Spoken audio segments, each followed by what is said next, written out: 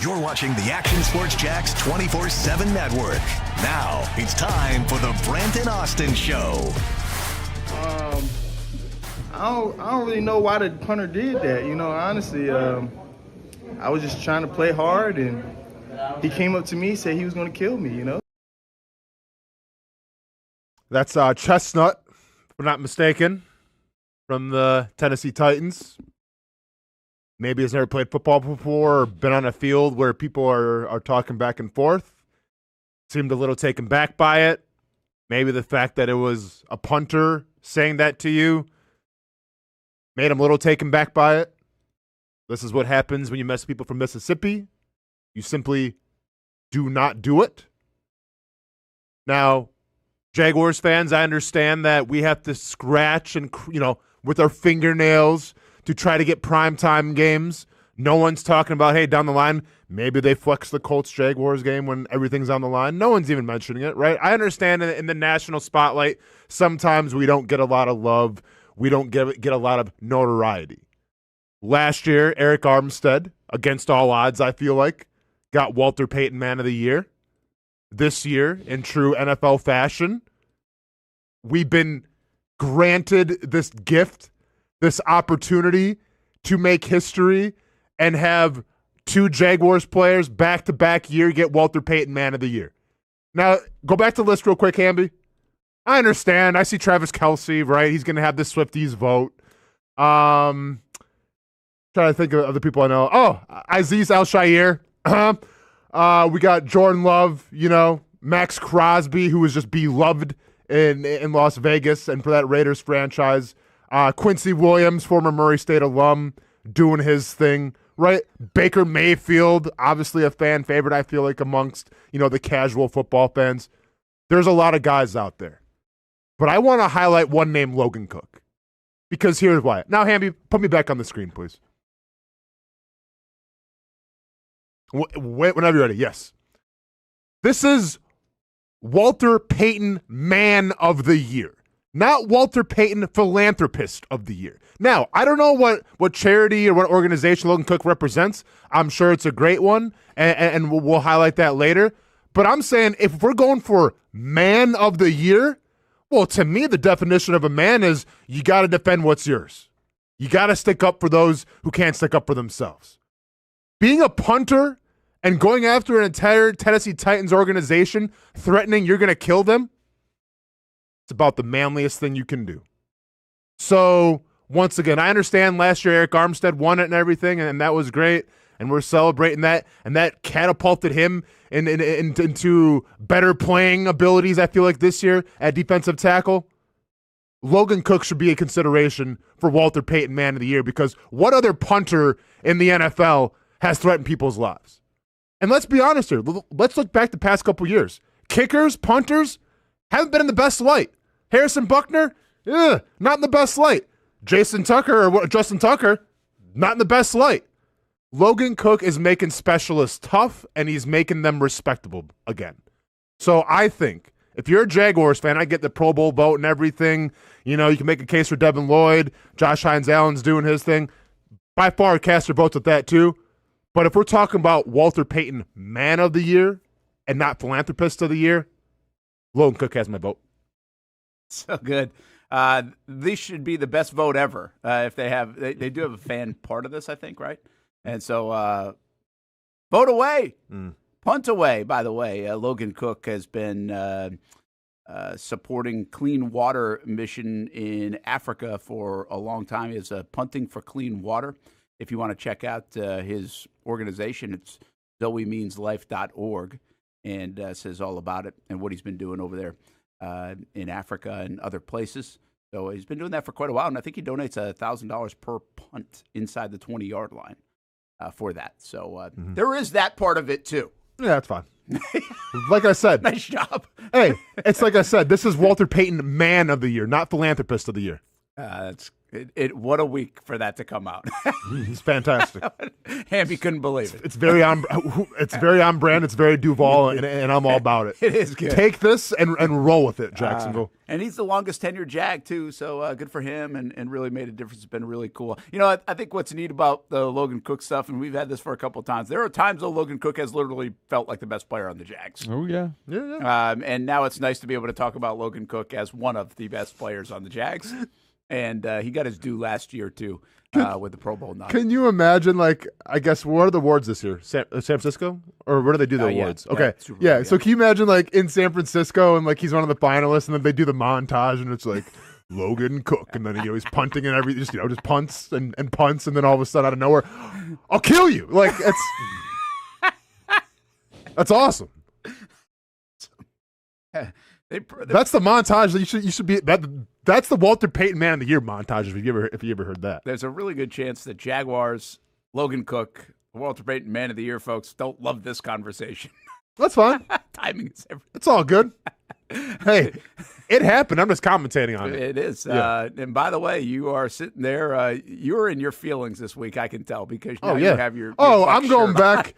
I'm going back to the glory days, man. Back to when things were different. You know. Why is he in his feelings? Oh, because Giannis might have tore his Achilles.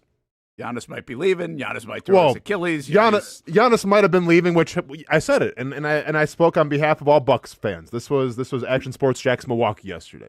I said it's all good. You know, we thank him for his service. We understand it. They can't build around him. You have a horrible coach. He's frustrated.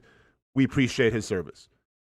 So the only worst thing that could happen is if, I don't know, a guy just snaps his Achilles into, and now you can't trade him, and you're stuck with him for the season, and then he's just going to be a free agent next year. Unbelievable. Yes. Maybe. We're still waiting to hear. Doc Rivers is the coach of the Bucks? If I have to hear that one more time. Hamby, we've been over this. Oh, he wasn't here yesterday. Yeah, Doc Rivers is the coach. I don't know why that's the most surprising thing ever. Doc Rivers is the coach. Isn't it surprising? That's the biggest surprise this week. Yeah, it's a surprise he still has a job, Hamby. Am I right? Did you hear that name and you're like, he's still coaching? Yeah, but I thought he was coaching the team that Chris Paul was on. Oh, no. Or the G League, but nothing. No. Who was the coach when the Bucks won? Budenholzer. That's what I thought. And when did they get? Did he leave? He was the Hawks goat for a long time. Yeah, I just think that he was too good of a coach and played defense, so that they're like, you can't play defense in the NBA. And not when you have Giannis. Yeah, let's get Doc Rivers here and like really, let's loosen this up a little bit and let's let the Washington Wizards score 130 on us. Oh man. God. He was so sad yesterday talking about Giannis. Like he was on Team Giannis, but he was still sad about it. Well, okay, which I get it. I'm just saying it was like there was a level of despair in the conversation. Well, because I've watched the Bucks Wizards game, thinking okay, they can get back on track now. They've been on a little bit of a losing streak. No, they get beat by the Wizards. Let them score 130. I'm like, okay, well that sucks. Then Giannis wants out, and it's like, okay, I get it, but that kind of sucks. Then I'm like, well, at least if you want to trade him to the Knicks, you can get some draft capital, maybe Karl Anthony Towns. And then Giannis goes down last night with a non-contact injury. So who knows what's going on? We are going to find out at some point, if anybody's willing to admit it, that there's some sort of training that goes on either in the NBA or in today's modern athlete that leads to the Achilles. There's something. Like, I have this theory, and I don't have proof, that you live in the baseball world, Hamby, that there's been too much in the weight room in baseball. And therefore, you can check out every college baseball roster, and about a third of it legitimately is hurt. Baseball guys get hurt way more than they used to get hurt because I think of the way they weight train. This bigger, stronger, faster stuff has gotten almost like, I think, on the other side of it to where now you're getting hurt more often. And people will take that. That might be fine. I'm just saying I think that's a big reason why people are getting hurt. And there's no more emphasis in that in college baseball because, like, you can't even get on a roster if you're not, like, benching 400. Yeah. And it's just not the sport, right? It doesn't play. So, anyway, that's a little bit of a soapbox thing. But my point is there's got to be something going on with the way these guys train. We never saw Achilles pop like this left and right. I mean, this happens seemingly a lot compared to yesteryear. So I think me and Hamby kind of broke this down a couple weeks ago when we got into load management and players opting to sit out. And like Giannis has kind of been up and down all season. Like he sat out some games. He's had some like small minor injuries. I think that's got something to do with it as well. When you take these players out of their game and you take them out of their normal routine and you rest them and then you put them back in there and say, oh, well, this is kind of a big game. It might be an NBA Cup game. Let's go ahead and give you like 30, 45 minutes, whatever the case. Like, I don't think players' bodies are meant to take that. Now, granted, like, yeah, this is a new breed of athlete now. Players are more explosive, quicker, more athletic than ever before, long since the days of Larry Bird, and his 5 40 or whatever you want to say. Like, people are super athletic now. And when you have that, obviously it can take a toll on your body. So I think you mix that and you mix that with load management, and that's what you get. Yeah. Because you had that with Tatum. You had it with Tyrese Halliburton last year. Like, how many playoff series in your life can you remember, set aside from these past couple years, where the star players are going down with just non-contact injuries? Yeah, it's crazy. And so, like, there's something there. I don't know if anybody will admit it. And by the way, it might be worth the risk. It's like Tommy John in baseball. Listen, if you can throw 102 miles an hour, it's worth it. Even if you got to sit out a year, 15 months, whatever it is, because you come back and you're pretty good. So it might be worth it. I'm just saying, like, there's something there. And, yes, athletes are way more explosive and maybe too much training, Mr. Hugo says, not enough recovery time. I just think there's something about the way they've become more explosive. The training do that. And, again, they're not going to eat their own business. There's not going to be some training person that comes up and says, oh, yeah, we've trained them into hurting their Achilles. Somebody's going to have to, like a doctor or something, would have to deep dive into that and figure it out. And I'm sure it's not just like an easy answer, a blanket answer. But there's something contributing to it because this never happened. Or not never, but it was a very odd injury to get an Achilles injury. Achilles was the old man injury. Yeah, a little bit. Like you could be my age walking down the stairs and get an Achilles injury, right? Mm-hmm. I mean, and that's 50 years of walking and trying to be an athlete, maybe. Yeah. Hey, why don't you guys leave Larry Bird out of your mouth? These all are right? better now. That's what people are more athletic. Larry Bird was playing. Oh no, he's trying to defend Larry Bird. Oh, okay, good. Come on, Brent. Wow, very defensive. I am. I got to be defensive Brent's, around him. Brent's really defensive around Larry Bird. But no, look at if I'm an NBA player, look what Joker's doing. Like, this dude could care less about strength and conditioning. That's true. And I don't think he's really missing a lot of games. That's right true. Now, granted, he's not sprinting up and down the court. It's more of a waddle. It's a waddle. But it's all gay. Waddles get you MVPs. Waddles are good. Waddles get you MVPs. To the Jaguars we go. The speaking of injuries, the injury report is not friendly. No. Listen, this is about the Jags. Indianapolis has its own injuries. No excuses. It's just we continue to talk about this. We waited for the injury report to come out. Trayvon Walker misses his 7th practice in a row if you don't count walkthroughs on Saturday. This goes back a few weeks. So it doesn't seem like he's coming back anytime soon. Eric Armstead's playing with a cast. We know that, but he was limited in practice. Do we know how he got that still? Everybody's asking how he got it because everybody thinks he got it on a Saturday when he went on the injury report. He actually was limited in practice on a Thursday of that last week. But I think people are ignoring that. And then so on Thursday, like Wednesday, he was fine. Thursday, he's limited with the hand injury. And then Friday, it looks like he's good to go. Saturday, they put him back on the list. Well, that makes it sound like he got hurt cutting the Thanksgiving turkey. No, see, that's why you read too much. Like that's a Twitter thing. Oh, I haven't seen that. Oh, is that a Twitter thing? I believe it's a Twitter. I haven't seen it. I said that. A joke. I said that on the pregame show, like the Jaguars pregame, and I didn't see that. I was just making a joke, like it's Thanksgiving. He cut his hand off, but that was a joke. Yes, I don't think that was it. Yeah. But my point is, I think what probably happened is it trended. You wake up the next day and you. I mean, maybe there's more swelling in there. I also think the fact that you were playing the Titans maybe factored in. But then I told you guys, I mean, he had a pretty big splint on that hand. So I think it's significant, maybe more significant than they initially thought when he was going to practice through it on Friday, and then they put him back on. The other one that's interesting here, by the way, as you see the list, is Andrew Wingard. It's one of those deals where I guess you don't feel great after the game the next day. Of course. And you end up in concussion protocol, which we do see happen. But, like, I mean, we talked to Andrew Wingard after the game. Like, it wasn't something that visibly occurred. that cost him snaps. So it was something that showed up the next day or so. And I think even the Jags had a video of him like in a team meeting on Monday morning. So I think I saw, maybe that was from before. I don't know. But that's another one to keep an eye on now because that's new. Foye Oluokun, by the way. Yeah, he was in the team meeting. What's that? He was in the team I meeting. just don't know when exactly that was. Was that Monday? Yes. Did it look like a Monday? And hamstring for Foye Oluokun. I don't think he was on it last week. So anyway, hey, listen, it's that time of year. You're beat up. But it's concerning. Do we think we'll get any answers on Parker? Well, we don't get answers. Well, I know we don't get answers, but I didn't watch yesterday when Cohen talked. Did he get asked about it? He talks before practice, so there's nothing to ask in that regard about. And he doesn't. I think guys have stopped asking. Yeah. Because he's not going to say anything. Sure. You know? Or people have stopped asking, not just guys. But, yeah, I don't think he said anything. Now, Friday, he might shed some light on it, but I think on Friday, I think we know the answer. Friday's like, well, we'll see watch the report comes out today. Yeah, I mean, hips are tricky, you know, like especially from a position where you're required to get in and out of your breaks. It's all about your explosiveness, your get off. Like, yeah, that could be a little tricky with the hip. Yeah, I don't love that.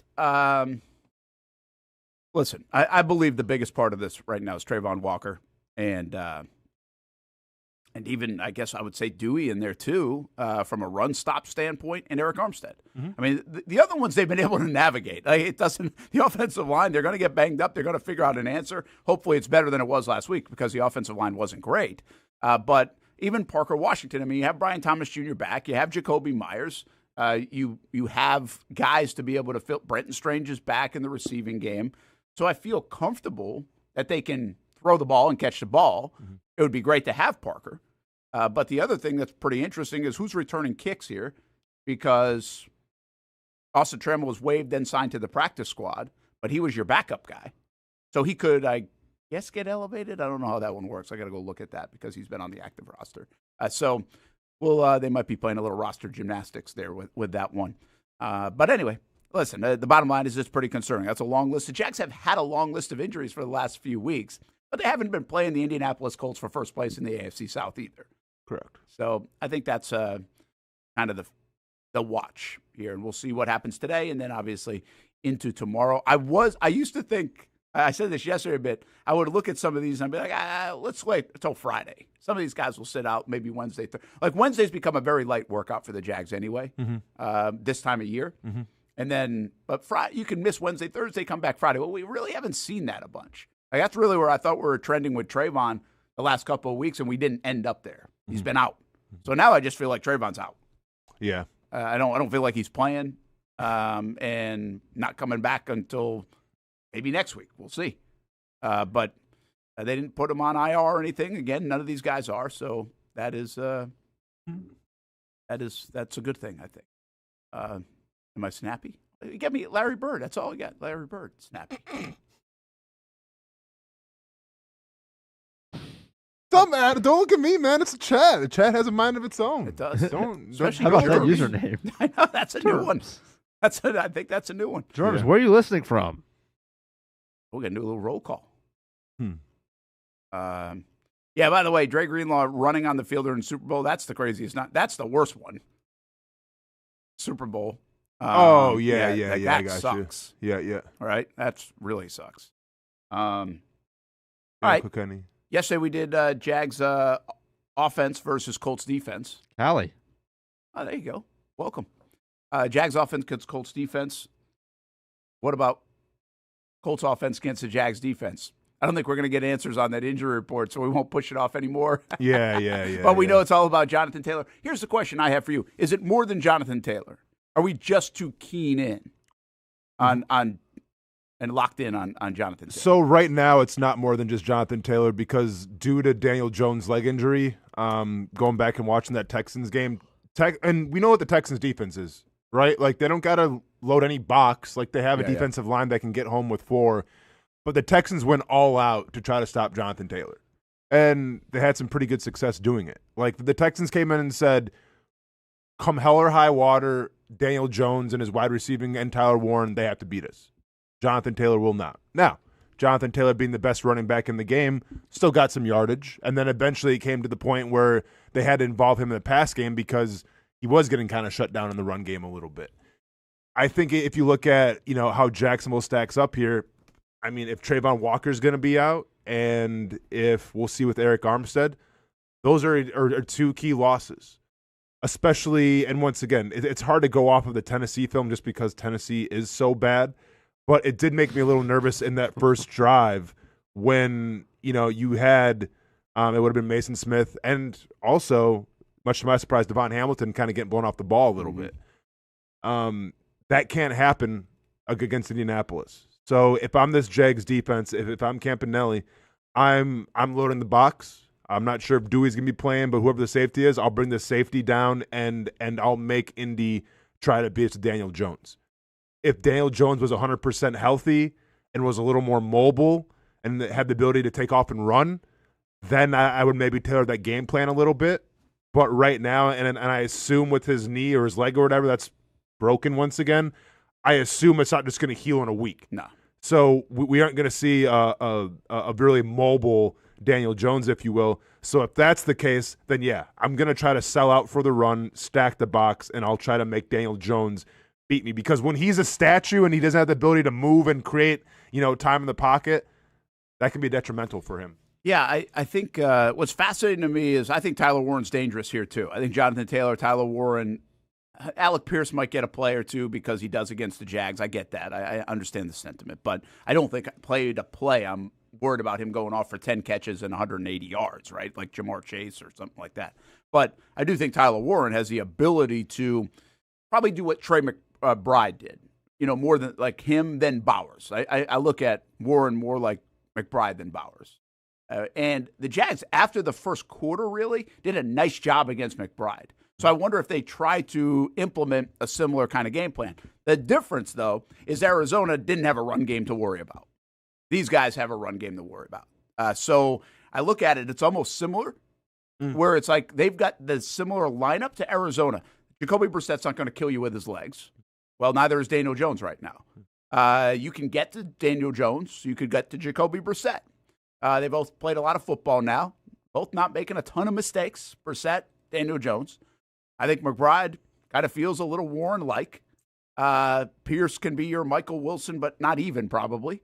And the two differences to me, the offensive line of Indy is better than Arizona, and Jonathan Taylor is way better than anything they have. Mm-hmm. So I would think you try to, and they gave up 24 points, by the way. It's not like they dominated. Now, really gave up about 17 because of the defensive touchdown. So, yeah, I wonder how much they try to implement Hamby from that game and try to carbon copy that game. I also wonder how, with everybody knowing to stack against Jonathan Taylor, which, I mean, if you're Indianapolis, everybody's doing that all the time, but will they try to loosen things up with the pass game out of the gates? Yeah, I think that's what you saw against the Texans, them try to take a couple of shots early. And that's where a guy like Pierce could hurt you. He's not going to, like you said, get you for 10 catches, but he might get you for one, and it's a 60-yard bomb, and you're in trouble. A couple of things from that Texans game. Austen, like you mentioned, yeah, Jonathan Taylor got his 85 yards, but his long was 12, which is huge. Did not have a rush more than 12 yards longer than 12 yards, yeah, and then the average was 4. And then he had a short pass, I think that was good for like 20 or 30 or something. Yeah. That they used in later. 3 catches for 36 yards. So but it was just one long catch. Yeah. Yeah. So they bottled him up. Yep. Because he's going to get 20 touches. That's about as automatic as it gets. Interestingly, they don't have another running back. No, they really don't. He has to stay healthy. He got 21 carries in that game. Daniel Jones had 1 carry, and Tyler Warren had 1. Yeah, look at their depth a chart. Single other back carry the football. You don't feel. I mean, he has to stay healthy for them. Yeah, like he has to. And I'll say this: I think Tyler Warren's incredible. He's not on McBride's level for me, just because they have not used him like that. So he only had 3 catches last week, I think it was. He has not had more than 8 catches in a game, and when he did have 8, it was because it was in overtime, and it was against the Falcons. He has not had a 100-yard game yet this season. Oh boy. He's knocking on something. Yeah, knocking pretty heavily.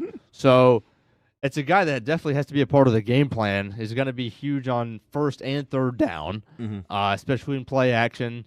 He's going to get loose, but he hasn't had a McBride 12 catches, 115 yards, 2-touchdown game. But he's had a lot. He's had 9, 7, 5, 6, 4, 9, 5, 5, 7, 10. You're looking 7. at targets. You're looking at targets. Oh, I'm sorry. My bad. Yeah, I am looking at it. So he's had 7, 5, 6, 5, 8, 5. So, yeah. A normal game is like 5 catches, 60 plus. yards. Yeah. So those can be a lot of third downs. Of course.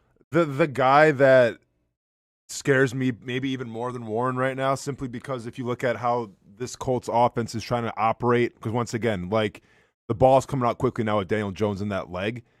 So the guy that kind of scares me, because I feel like the Jaguars they've been good in the slot, but I feel like a dynamic player, whether you put a linebacker on him or safety, has been a little bit of an issue, and that's Josh Downs.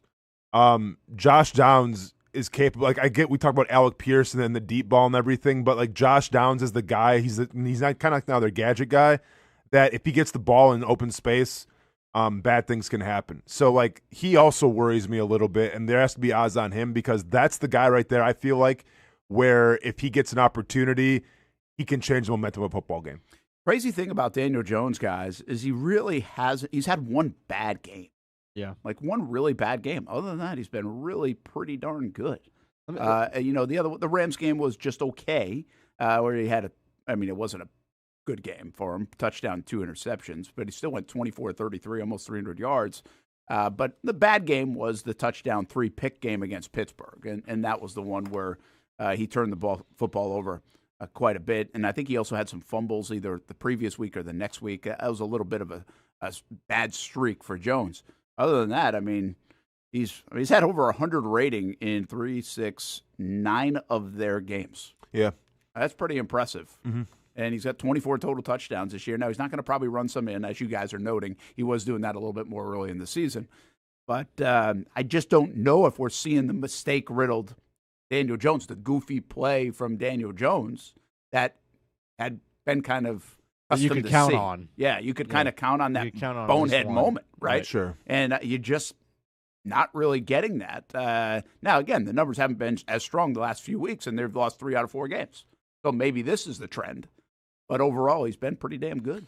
I think it's going to be an interesting matchup, and it's hard to really get a beat on what's going to happen, because you have 2 teams that I feel like haven't seen what the other team is capable of. When you talk about the Colts, I think the only good running team that they played against that actually tries to enforce running the football is the Falcons. And on that game, Bijan Robinson kind of got held in check, and Tyler Algier, I think, had kind of the better day. I think they combined for over 100 yards. But the Colts haven't seen a lot of running teams, especially running teams that are going to implement a lot of 12 personnel where they're going to try to smash the rock.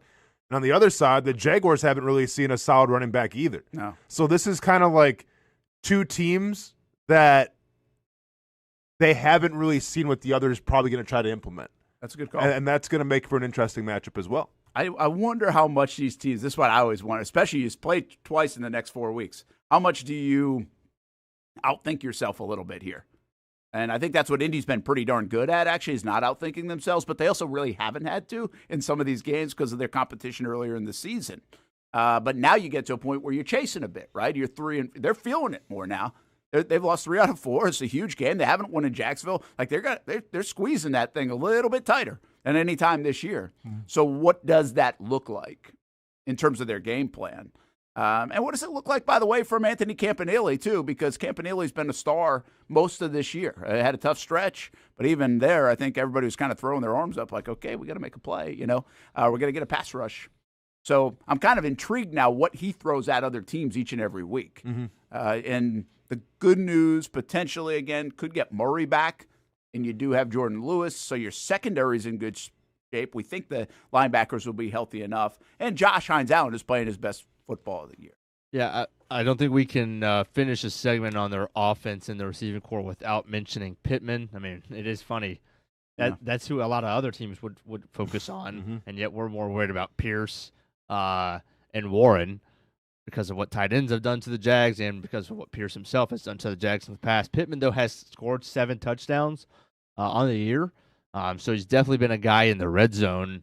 None of his catch. I mean, he's not catching a ton. Didn't have a ton of receptions. He has 60 receptions, but not a ton. And he's kind of had just 2 big games, yards wise.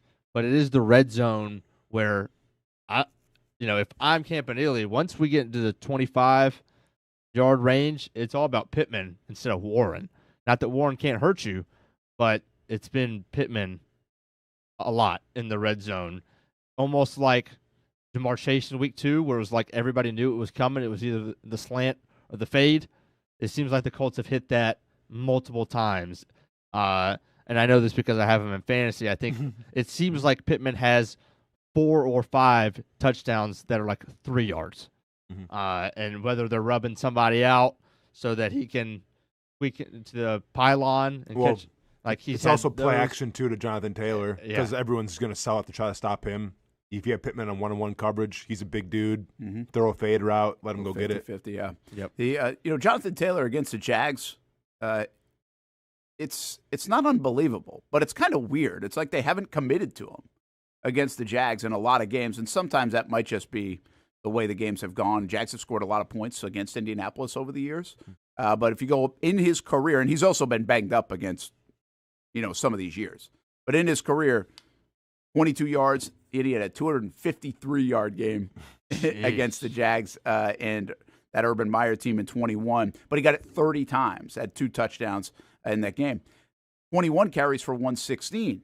So it just wasn't like a crazy workload. I think that's the kind of game the Jags can get away with here in this one. Like if he goes for 115, it's like, okay, I think you can deal with that. I just don't think you can deal with, the one he had last January, 177. You don't want that. But again, I mean, he has 3 games in his career against the Jags that he's had over 20 carries. And that's when he's been productive, 253, 116, and 177. The other ones, it's like 22 yards, 77 yards, 54 yards, 19 yards. 2 of those games, he had some decent receiving yards on screenplays, I'm assuming. But, it's been a weird dynamic against the Jags. So I'm assuming they're going to try to get him rolling. But again, the Jags have had a lot of success against the Indianapolis Colts, with or without Jonathan Taylor doing really well. And we all know where it starts for Indianapolis. Quietly, I think this is why the brass in Indy has kept this whole thing together, is because everything we just said about their offense, it's not super sexy. It's not, doesn't feel dangerous with those receivers. But it seems quality. And they got a different guy that can beat you a lot. Kind of reminds you a little bit of the 22 Jags, where it's like Christian Kirk, Zay Jones, Evan Ingram, those guys, where it's like you didn't know which one was going to have the big game. Yeah, sure. And I think you kind of go that way with Indianapolis, where it could be Warren looks more of a superstar than they have with Pittman and also Downs, you say, or Pierce. But you never know which one's going to kind of jump up and have a big day for you.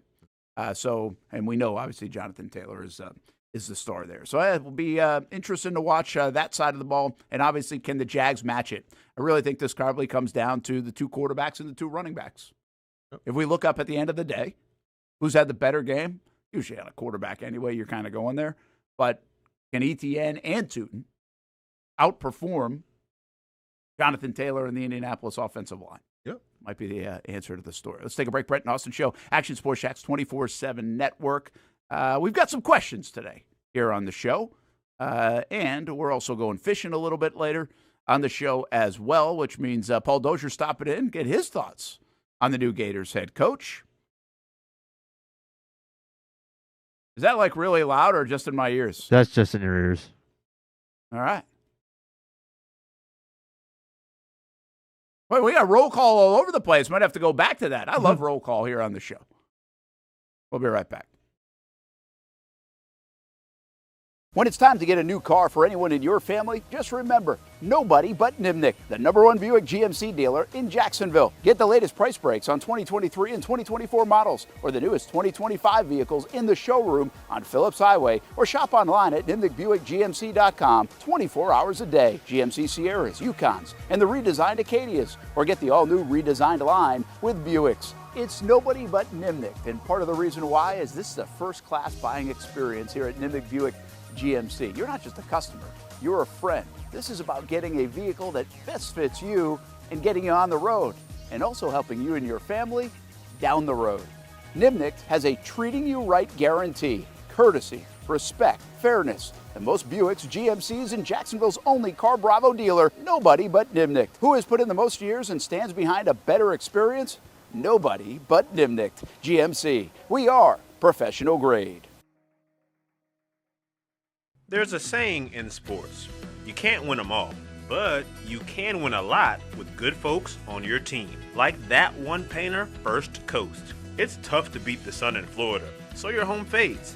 It's tough to beat that HOA when they come calling. Beat the sun, beat the HOA with that one painter, First Coast. And it's a good time to do it. Less rain to work around, and painting in mild temperatures is perfect. After all, the paint bonds to the surface so much better. Give that one painter First Coast a call at 904-417-3557 or look them up at first-coast.thatonepainter.com. Fast estimate, guidance on color and HOA requirements, and the highest quality job you'll find anywhere. Be a big winner in your neighborhood with that one painter First Coast on your team.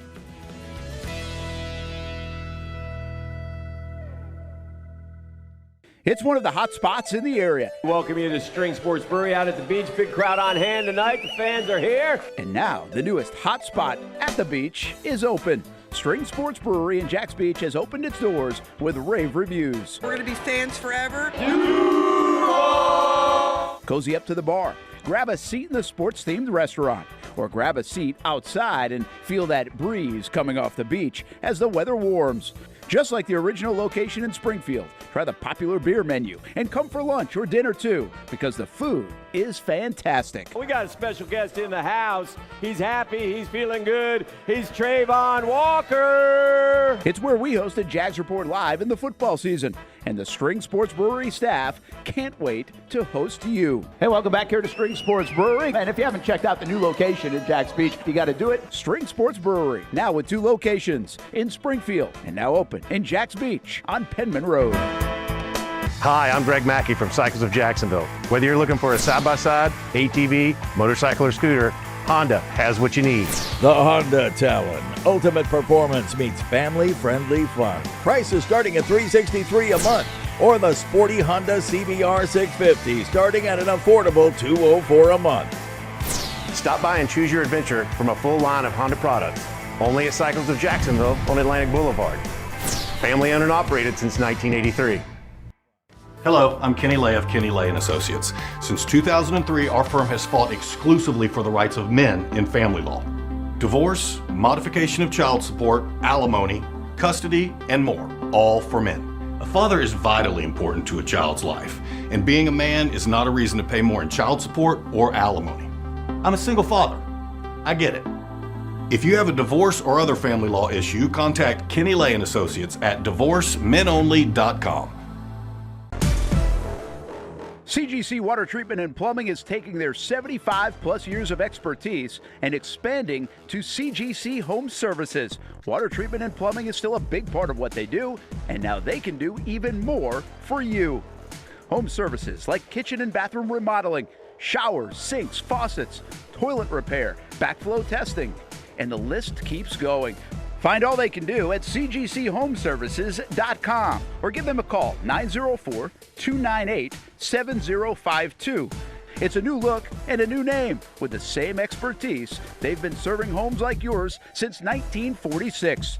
CGC Home Services, right here in Jacksonville off St. John's Bluff Road, 904-298-7052. And visit cgchomeservices.com. Florida license number CFC 1432579. Welcome back to the Brent and Austen Show, streaming on the Action Sports Jax 24/7 network. Oh, Lane Kiffin. The Lane Files. This was, it's kind of fun actually to see. I kind of like the players calling them out. Yeah, absolutely. And, that's one thing I think you'll get a little bit more of in this day and age, as we talked yesterday. I mean, players have some control, have some power, aren't really tied just to the coach, right? Mm-hmm. Tied to the guy writing their check a little bit more. And I think even since Keith Carter, who I just know nobody's AD around the country, but now I know him. Yeah, he's the most famous AD. And he came out and said, yeah, I wouldn't say everything that Lane has said. He was trying to take a little bit of the higher road by not slamming him, I think. But, yeah, what's the point of Lane Kiffin? I mean, I get Lane Kiffin is a circus. I understand that. But what's the point of Lane Kiffin on his way out the door, like trying to burn it on fire and also, like, just say stuff that might not be true? Like, did he think nobody would say anything about it? Yeah, that's what I kind of think. Because, listen, I've been very complimentary about how Lane Kiffin has handled this whole thing in terms of keeping his name as a trending topic and keeping his name in the spotlight through this whole ordeal, even through, a big NCAA football weekend, through rivalry week and everything. So, like, I thought he'd handled that great. This is the one, I guess, bone that I have to pick with him is the fact that you can't lie and then make your team, like your former team, look bad. Yeah. And then it does you zero favors when you have your old players speaking out against you. Like, I'm all for burning bridges and for Ole Miss and the AD and all that stuff, but you can't put your players in that kind of light. And this is where I think he had a little miscalculation. Where I think his official post or whatever, I think it made it sound like, yeah, I wanted to coach Ole Miss and like I still love those guys, I just couldn't do it. And then I assume he thought there wouldn't be any kind of blowback from the players just because they're focused now on the task at hand, obviously, moving on without their coach. And obviously, players are really outspoken about it, and they should be. Yeah, Hamby, you know what's interesting about him? There was a thought that Lane Kiffin had grown up. No, serious. I kind of felt that. I was like, it feels that way. Because he has a dog? Why? I don't know, because he's sitting there reading all the time and putting out these like he's still Goofy Lane, but it felt like a little bit more maturity had hit. And he's saying all these right things. I'm not about money, not about this, not about all this stuff. And I get it. Listen, we've heard coaches for decades, but we can only go on what they say, especially when we don't know them. And so it feels like he was, while he's still the circus that he is, had still matured to a point that it wasn't the Tennessee days, it wasn't the Raiders days. And then there are other people that say, hey, Lane's Lane, man, he ain't ever changing. And it seems like those people are more right. And I also kind of wonder if you're in Baton Rouge right now, if you you're excited. You should be. But are you a little bit cautiously optimistic? Because when Brian Kelly came down, you're like, hey, Brian Kelly, dude knows how to win, right? Look what he's done. Knows how to win, really good football coach. Might be a little quirky. But look at it, and then look what he did when he got to campus. All this goofy crap with the accent and stuff like that. And he's like 360 machine. Poser. And he's right behind. And again, so like, why is it when everybody lands in Baton Rouge, they come with this baggage? Can we just have like a football coach that's going to win football games? And it doesn't seem like it in Louisiana. No, it doesn't. What's interesting is you have the players who are kind of saying, well, we didn't ask for you to we didn't go to bat, and try to break the fences down for you to still coach. Even once you said you were leaving, obviously, like you said, the AD saying he knew for weeks that it wasn't going to be a possibility that he could leave and still coach them in the playoffs, when Lane himself is saying that caught him off guard up until Sunday morning. The other thing you've got, which is coming to light, you got the players, yes. But you've got the old yoga instructors saying, well, Lane was being an idiot in class, and Lane was showing up 15 minutes late, and he was being a distraction. And all of these things are pretty entertaining because I think he posted, or the new yoga studio or whatever in Baton Rouge posted with them, and all of the former ones on Ole Miss are commenting, oh, just wait till he,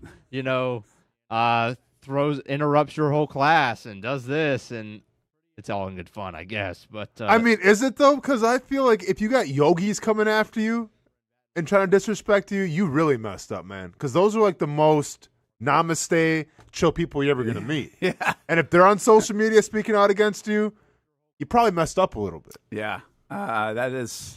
It's fast. Okay, here's my question. All right, I'm going to ask a question today. You guys can jump in with your own if you want. On college football, on the Jags, and the NFL.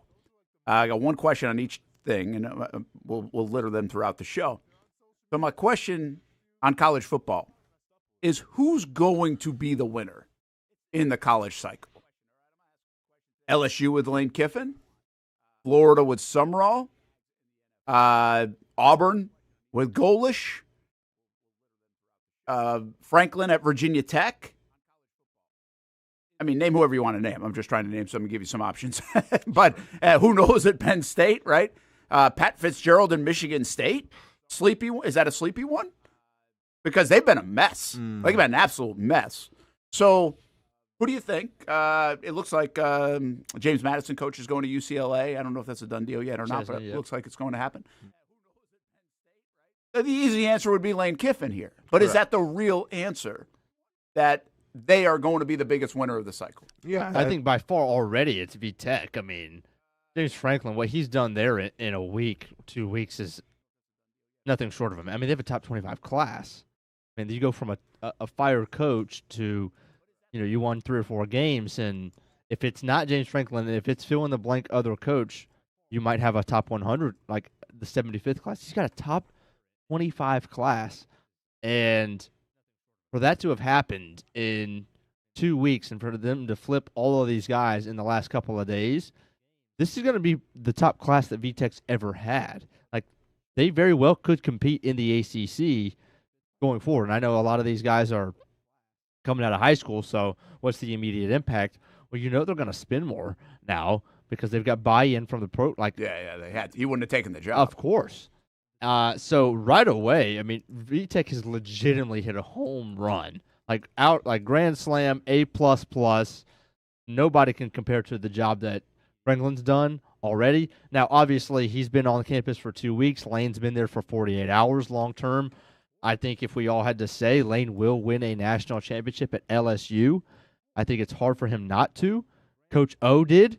I don't think anybody's saying Coach O is a phenomenal head coach. He might have been good at recruiting and the name and all that. But there's nothing special about Coach O on field, or else he would have a job.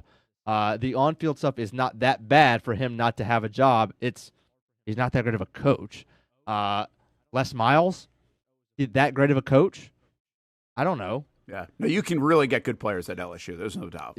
Those are good examples. You should be able to win a national championship at LSU if you're given 7 years. Yeah.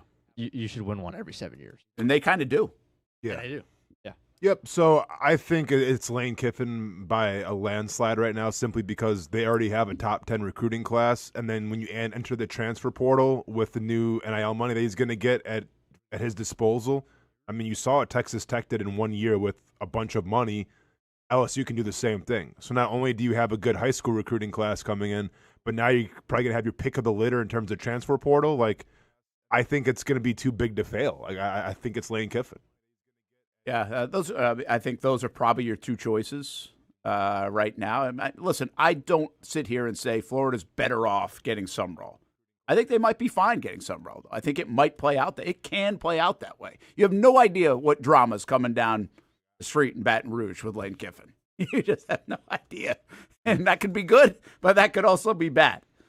So I think I think they're fine. Actually, I really like the South Florida hire to get Hartline. That's big. I think it's a really good hire. That's a great pivot for South Florida. And I tell you what, that's another AD that I'm becoming a quick fan of. Higgins. I think UK's coach from Oregon, the offensive coordinator, I think that, given that it's like you don't really think of UK football as like a destination, I think they kind of got a good guy with him. Yeah, they did well. Real quick on Kentucky, he's signing up to fail. Kentucky, they're going to attribute more of their rev share dollars to basketball. Absolutely, yeah. Than football. Of course, so, that's what I'm saying. What shot do you have? It's one thing to be in the SEC as Kentucky.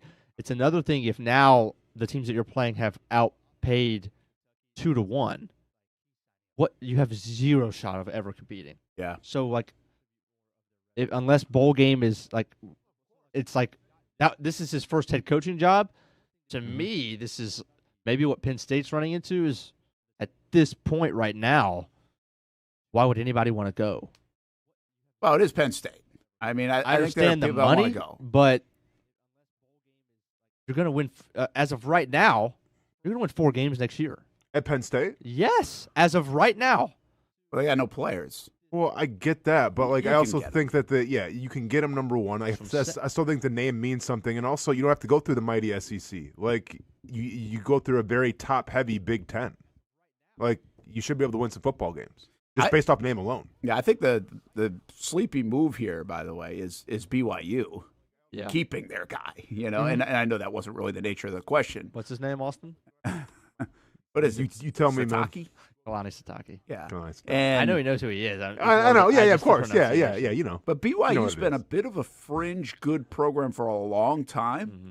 And you wonder if now they're going to make the financial investment, which they did to keep him, are they going to add to it? What else are they putting around it? Well, that's a Big 12 that's pretty damn wide open. Right now, Texas Tech came out of nowhere in 1 year and was like, hey, we play football.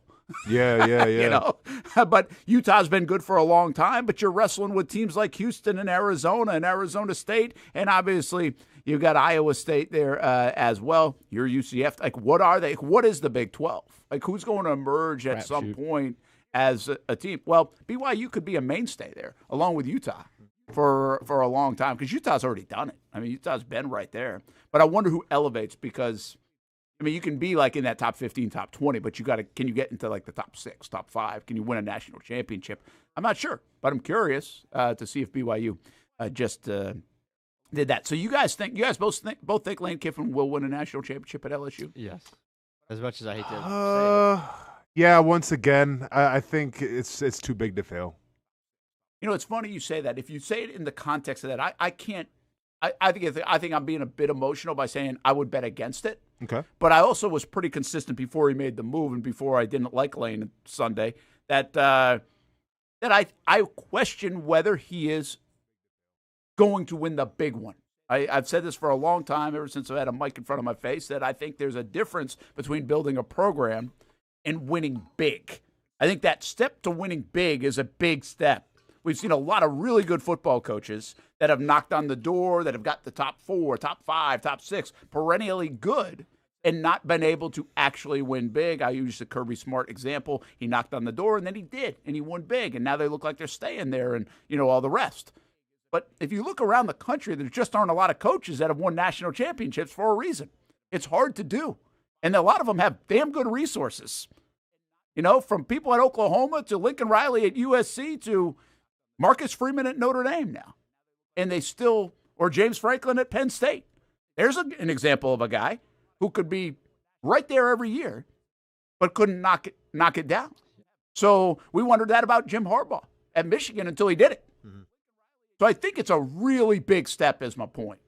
And I don't know if Lane's that guy. Now, it's something to be said for getting your program in a spot to be able to do it all the time. Mm-hmm. You're going to naturally do that at LSU, and I think you guys are right. I mean, you can kind of feel like, look at the guys that have won there. I mean, if Ed Orgeron won a national championship there? Yeah, I think that's a good argument. Why wouldn't Lane Kiffin and all that money now be able to win one? Yeah, and if you stay, and I guess my overall point of that is that's why it feels like maybe a better job than Florida or somewhere else. Because look at the guys that have won there. Every 3, 4, 5 years, you know you're getting the talent to put in position to be able to win if you can coach it up even just a little bit. And there are not a lot of places like that around the country, year in, year out. And that's Ohio State's like that. And LSU's like that. And I'm not sure, I don't even think Alabama's like that all the time. I think Alabama's been built to be that. And maybe they now are. I think some would say Texas, but Texas went away for a while. I don't know if you could say that about Texas. So I just think LSU and the reason why I don't think Texas is the same, that Texas is a big state, but they got a lot of competition. They got a lot of people pulling their players and everything. LSU and Ohio State, everybody wants to go there that lives there. That's where they want to go. And you can say that about Florida, Florida State, Miami, but they also aren't afraid to go to Alabama, Oregon, Ohio State, Clemson, other places. It's become just as sexy for a high school student athlete to go up to Clemson as it is to stay at home and play at Florida or Florida State. That's not necessarily the case in Louisiana, and I think in the state of Ohio as well. And I think that's what makes them so different. All right, what was your NFL question? I get to that later. We take a break. Okay. I'm not doing them all right now. I thought it was I gonna be sprinkle 1, 2, them around. 3. No, but you can jump in the fray if you want to. We'll take a break. Brent and Austen Show, Action Sports Jax 24/7 Network. Let's go fishing at the bottom of the hour, at the 11 o'clock hour, that is. And Nick in the daytime going to join us today. Let's fucking go, man. You guys are excited I can't about wait this. to see the hair. Oh, that's right. It should be long. Dude's growing out the hair. Really? When's the Yeah. last? Have you even seen a picture of Nick? No, I mean, I since think he I've left? seen a picture of him over the summer, I think, on social media. Okay, I haven't. last time I saw him, last time he was on the show. Yeah, I mean, Yeah. it was a long time ago. Yeah. He blocked out the whole day for us. Oh, no, I talked to him on FaceTime for a few minutes when Georgia played Tennessee. Oh, you So did? that was about 3 months ago. Okay. So Did you talk to him after that game? it was in the second half. Oh, wow. Okay. Well, So at least he didn't get married on Vanderbilt, Tennessee weekend. Right. Get married this weekend, though. So we say hello to Nick a little bit later. We say hello to Jacoby Myers and Tony Baselli tonight at String Sports Brewery in Springfield. What a duo. Jaguars All Access. And, this is going to be a lot of fun. Did a lot of research on Jacoby Myers just outside of what we already know here in Jacksonville. And he's really an interesting player. He's played for a lot of coaches, played with a lot of quarterbacks. He obviously can throw the football, too, from his NC State days. Tie between him and the Baselli family in a roundabout way. Not a strong tie, but he played with Tony's son, Adam, at NC State. And, man, has he made a difference. I mean, somebody said it, I think, nationally yesterday, but was he the biggest trade deadline move in the NFL? wow. Yeah. Arguably. I mean, I know, obviously, Quinnen Williams has done really good things for the Cowboys, too. But Myers is in the conversation. And if the Jags go on a crazy run, or any kind of run, and make the play, he's going to be a big reason why. And I don't think anybody would have predicted that when the move was made. We'll be right back. When it's time to get a new car for anyone in your family, just remember, nobody but Nimnick, the #1 Buick GMC dealer in Jacksonville. Get the latest price breaks on 2023 and 2024 models, or the newest 2025 vehicles in the showroom on Phillips Highway, or shop online at NimnickBuickGMC.com 24 hours a day. GMC Sierras, Yukons, and the redesigned Acadias, or get the all-new redesigned line with Buicks. It's nobody but Nimnick, and part of the reason why is this is a first-class buying experience here at Nimnick Buick GMC. You're not just a customer, you're a friend. This is about getting a vehicle that best fits you and getting you on the road, and also helping you and your family down the road. Nimnick has a treating you right guarantee, courtesy, respect, fairness, and most Buicks, GMCs, and Jacksonville's only Car Bravo dealer, nobody but Nimnick. Who has put in the most years and stands behind a better experience? Nobody but Nimnick. GMC. We are professional grade. There's a saying in sports, you can't win them all, but you can win a lot with good folks on your team. Like that one painter, First Coast. It's tough to beat the sun in Florida, so your home fades. It's tough to beat that HOA when they come calling. Beat the sun, beat the HOA with that one painter, First Coast. And it's a good time to do it. Less rain to work around, and painting in mild temperatures is perfect. After all, the paint bonds to the surface so much better. Give that one painter First Coast a call at 904-417-3557 or look them up at first-coast.thatonepainter.com. Fast estimate, guidance on color and HOA requirements, and the highest quality job you'll find anywhere. Be a big winner in your neighborhood with that one painter First Coast on your team.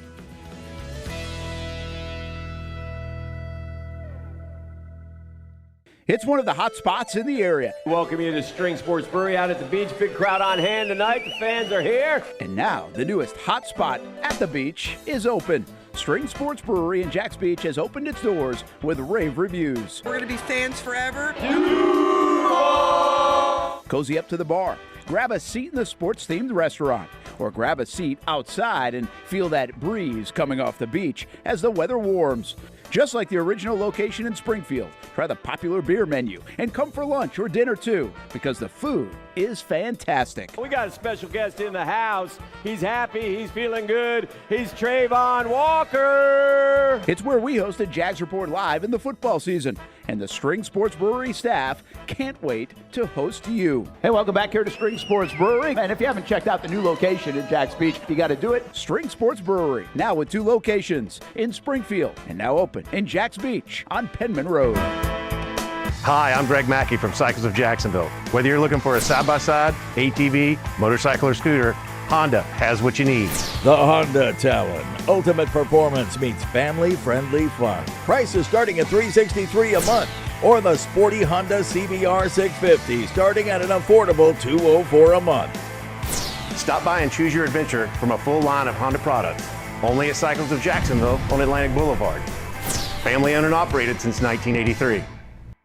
Hello, I'm Kenny Lay of Kenny Lay and Associates. Since 2003, our firm has fought exclusively for the rights of men in family law.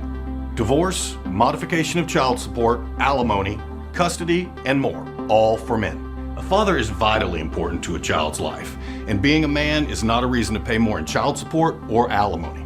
I'm a single father. I get it. If you have a divorce or other family law issue, contact Kenny Lay and Associates at divorcemenonly.com.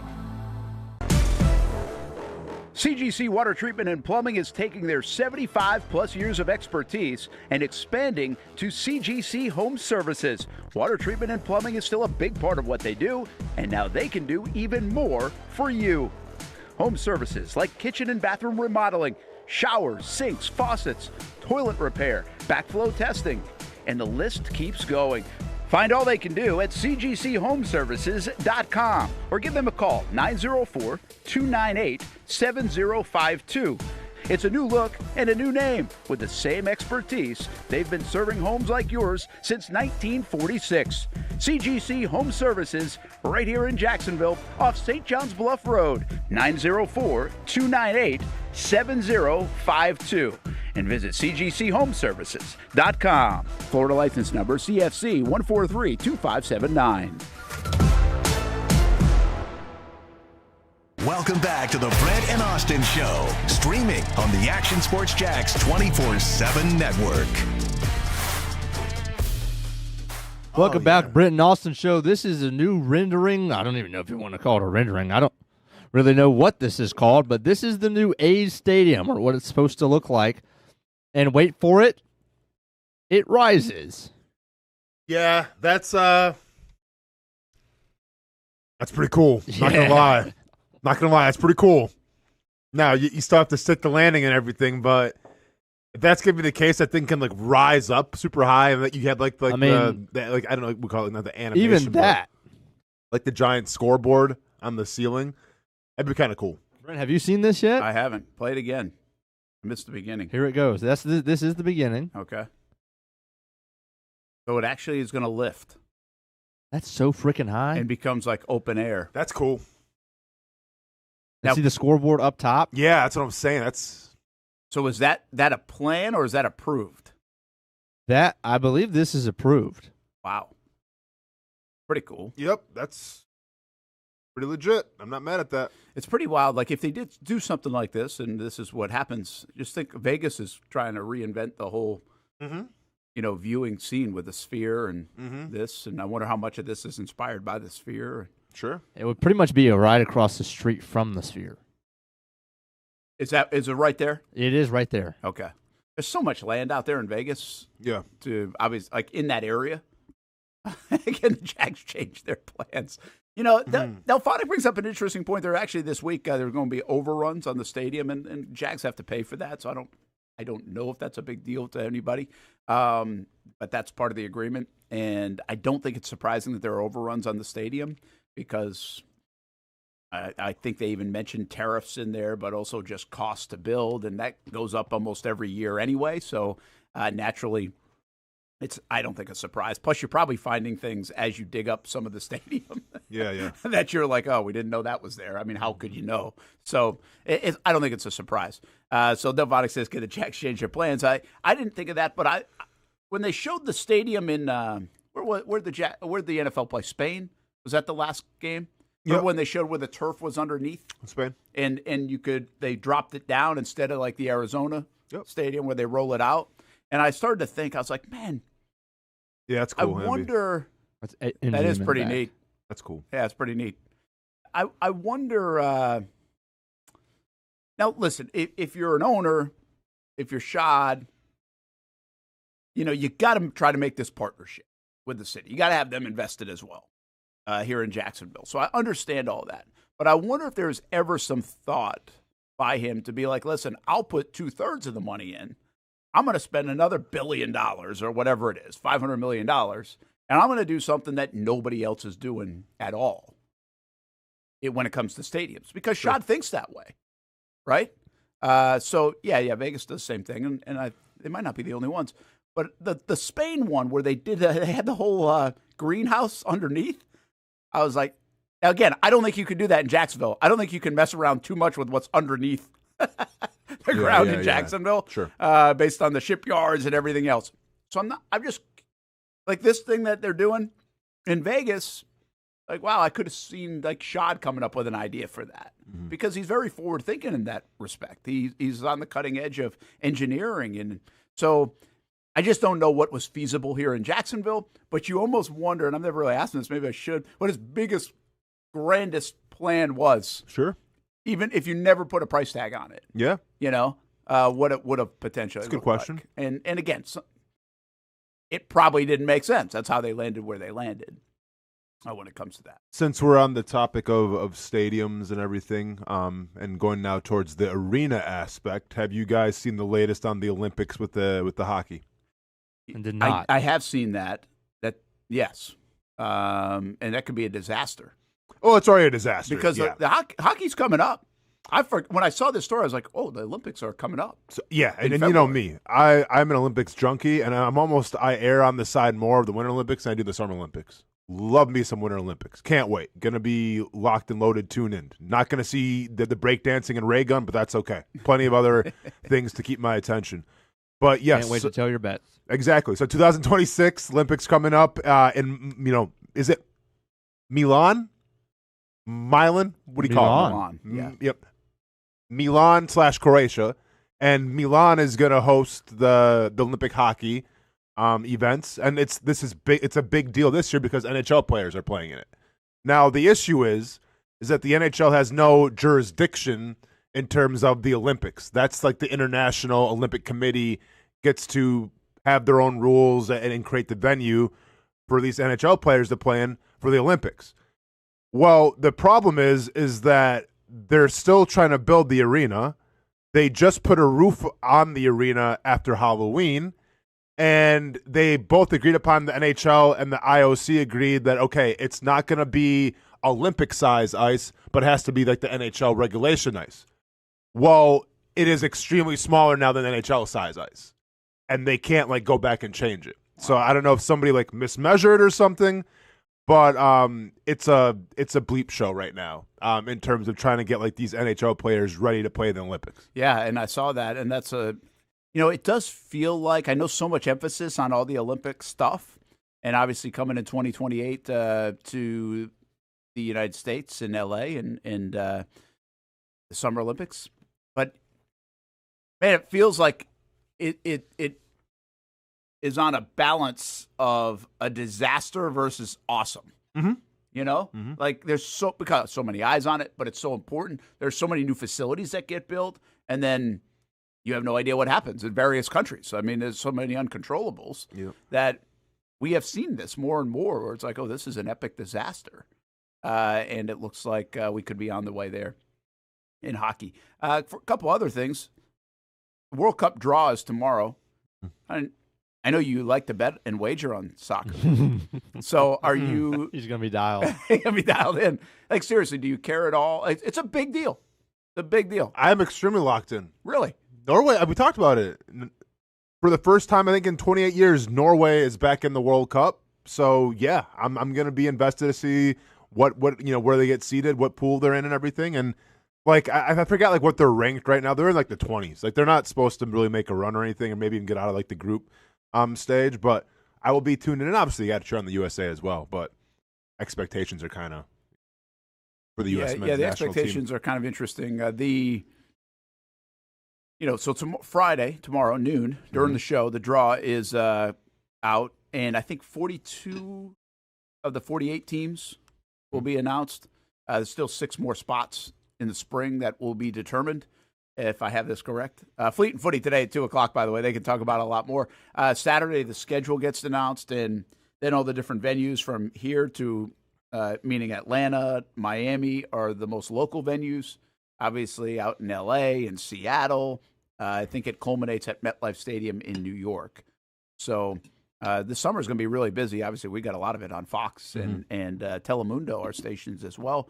But I'm kind of I think when it hits American soil, you become somewhat more interested in it. And Gotta be. I don't know how locked in I am to the draw, but I'm kind of fascinated to learn a little bit about it because I don't really know a ton about it. Okay. It's one of these things I'm not like well educated on how they do this, how they've done it. And I think there are some differences this year versus the other years and all that. But I have no idea. Like, you can show me I think they call them the pots that they're all in. And I would be like, yeah, no idea. Oh yeah, dude, I have no idea. I have no idea either. I literally just like, I'll refresh it. I'll see it. I'm like, okay, that's cool. But I have no idea like how they get to what they get to. I just see the end result. Like, okay, cool. Yeah. This is who the U.S. has got to play. This is who Norway's got to play. Let's go. There's going to be a lot of build-up. It feels like we'll see in the summer. Yeah. Delphonic, what was it like for you playing on grass versus turf? You remember that. Of course. This is not a question for me, I don't think. Yeah. Turf is banned in soccer. These guys have been talking about. Dude, like, turf. The players are going to want grass at the new Jacksonville Stadium. Yeah, turf sucks. Like, that's as bluntly as I can put it. Like, turf sucks. Now, there's stadiums, like I remember playing, when I played for the Bears, like, there's NFL stadiums that have grass that are known for, like, it's almost worse than turf just because, like, it's for whatever reason, you get no traction. You're always slipping and everything. Soldier Field is one of those. Pittsburgh in the fall / winter is definitely one of those. But, yeah, grass is king. It's not even close. Like, it's more forgiving. You usually get a better grip depending on where you're playing, what stadium you're playing at. But, like, just for player safety in general, like, it's not a mistake that you go into New York and you see all the time the players getting hurt. Yeah, right? MetLife, Like, that's the big one, right? Yeah. I do say that, like YB400 says, doesn't grass give a little bit more? Yes, it does. I think it does. Mm-hmm. But I also don't think, like, I think there's a little bit of, yes, way back, like we're thinking of like the Astrodome, and like we're used to see like a ground ball like bounce like in baseball. Like the turf is not like that anymore. I mean, the turf now is way more forgiving. It's more modernized, and even I would suggest, even since Austen played in 14 or so in the last decade, it's even been more modernized. But Brent, talk about the in Vegas. The Raider Stadium, remember pregame? I mean, it was noticeable where there were levels. There were the seams. So actually, this is a wild story. I actually owe Gladstone coffee. I was thinking of that the other day because he hit the goalpost. I guess I owe Baselli coffee. Yeah, it was a tandem. So we were sitting there at Vegas, and it's before the game, and Gladstone and Baselli usually take a few laps, and they're hanging out all the time, doing their grounding. Yeah, and Hamby and I were were out there, and actually, Gladstone was like, hey, check this out. Like the seams of the field, you could kind of see the difference, like where they had put the strips and the seams down. And that was it. It wasn't like they were, but you could see it. I mean, this one, yeah. I mean, it was like an inch higher. It looked like there was a difference. I wouldn't say it was drastic difference. But anyway, that was noticeable. What's interesting to that story, Hamby, is when I was in Arizona, I was walking off the field with a couple of the Jags coaches, assistant coaches, and they were commenting because I brought up how chopped up the field was in Arizona that I was actually concerned about the Cam Little field goal. Is there real grass or turf? They're real grass. Okay. But yeah, they roll it out and roll it in, and it's not considered a bad surface. It's just that by the end of that game, it was chopped up. Okay. Like you could see divots everywhere, and it was pretty noticeable. Like you go to at Everbank, you won't see that many divots. After a game, I don't think. Not unless Young Ho Koo's playing. Yeah, that's right. Boom, boom. So, very good. But anyway, these guys were like, yeah, I mean, that Vegas field is unbelievable.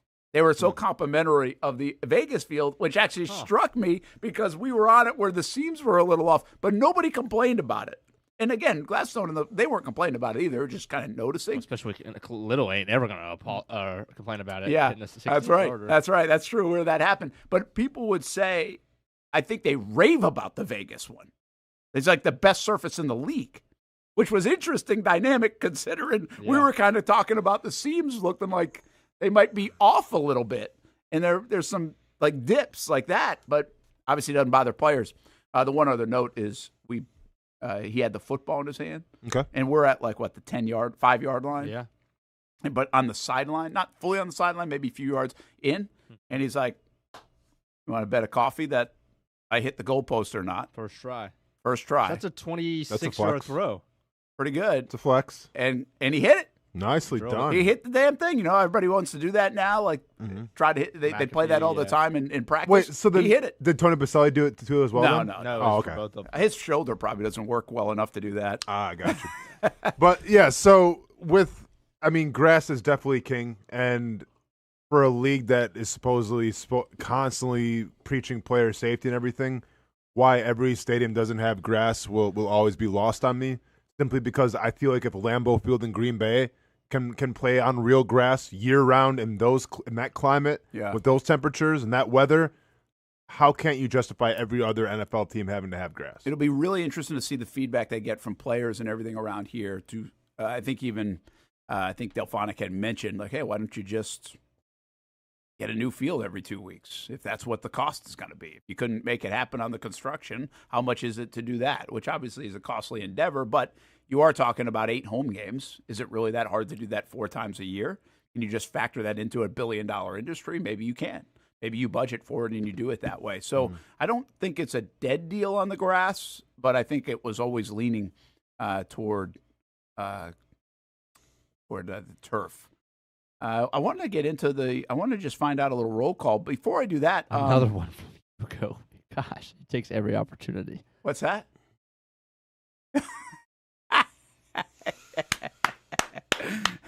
I love consistency. I'm never sending that guy a shirt. I love the consistency. Love it. Pretty consistent. I love it. He did. He told me at the time that it was worth the wait.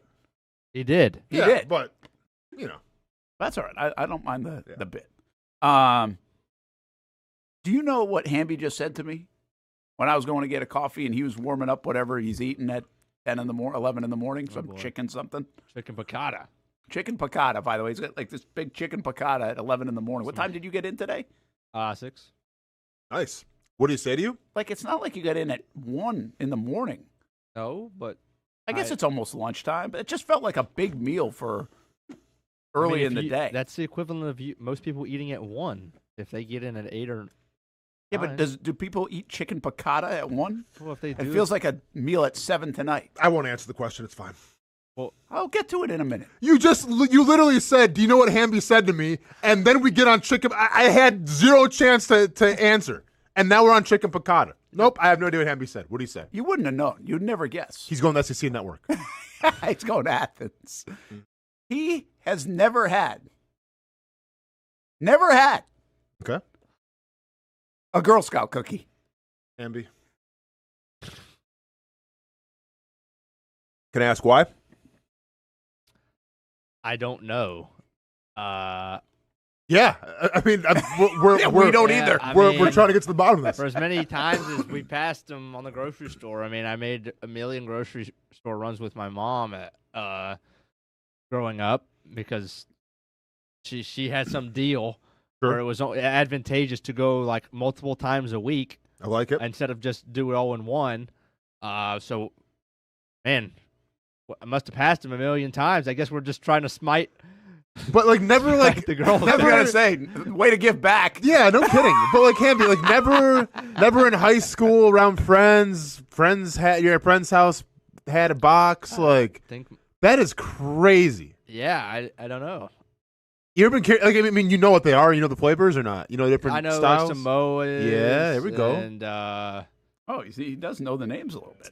Tagalongs. Dude's never had a Thin Mint in his life. Like, I'm not a mint guy. I'm not a chocolate guy, but I've had Thin Mint. Hamby, I'm going to be honest, man. You're not missing out with those Thin Mints. Yeah, you guys are in the minority on that. Okay. I understand. I kind of agree with you. But you guys are in the minority. They're kind of like pumpkin spice and like Ugg boots. Like if you're basic, like if you're very basic, then go and get yourself some Thin Mints. And a Stanley. Wait a minute. What's up? Uggs are really comfortable, aren't they? There we go. Basic Brent. Yeah, I guess I am kind There's of on the basic basic Brent. variety. Yep. It's all good. Where's your Stanley, Brent? Uggs are. Where's your Stanley? Yeah, not that. Uggs are in the basic category. Yeah. Come on, Brent. Come on, man. What else is? Starbucks. Yeah, the PSLs.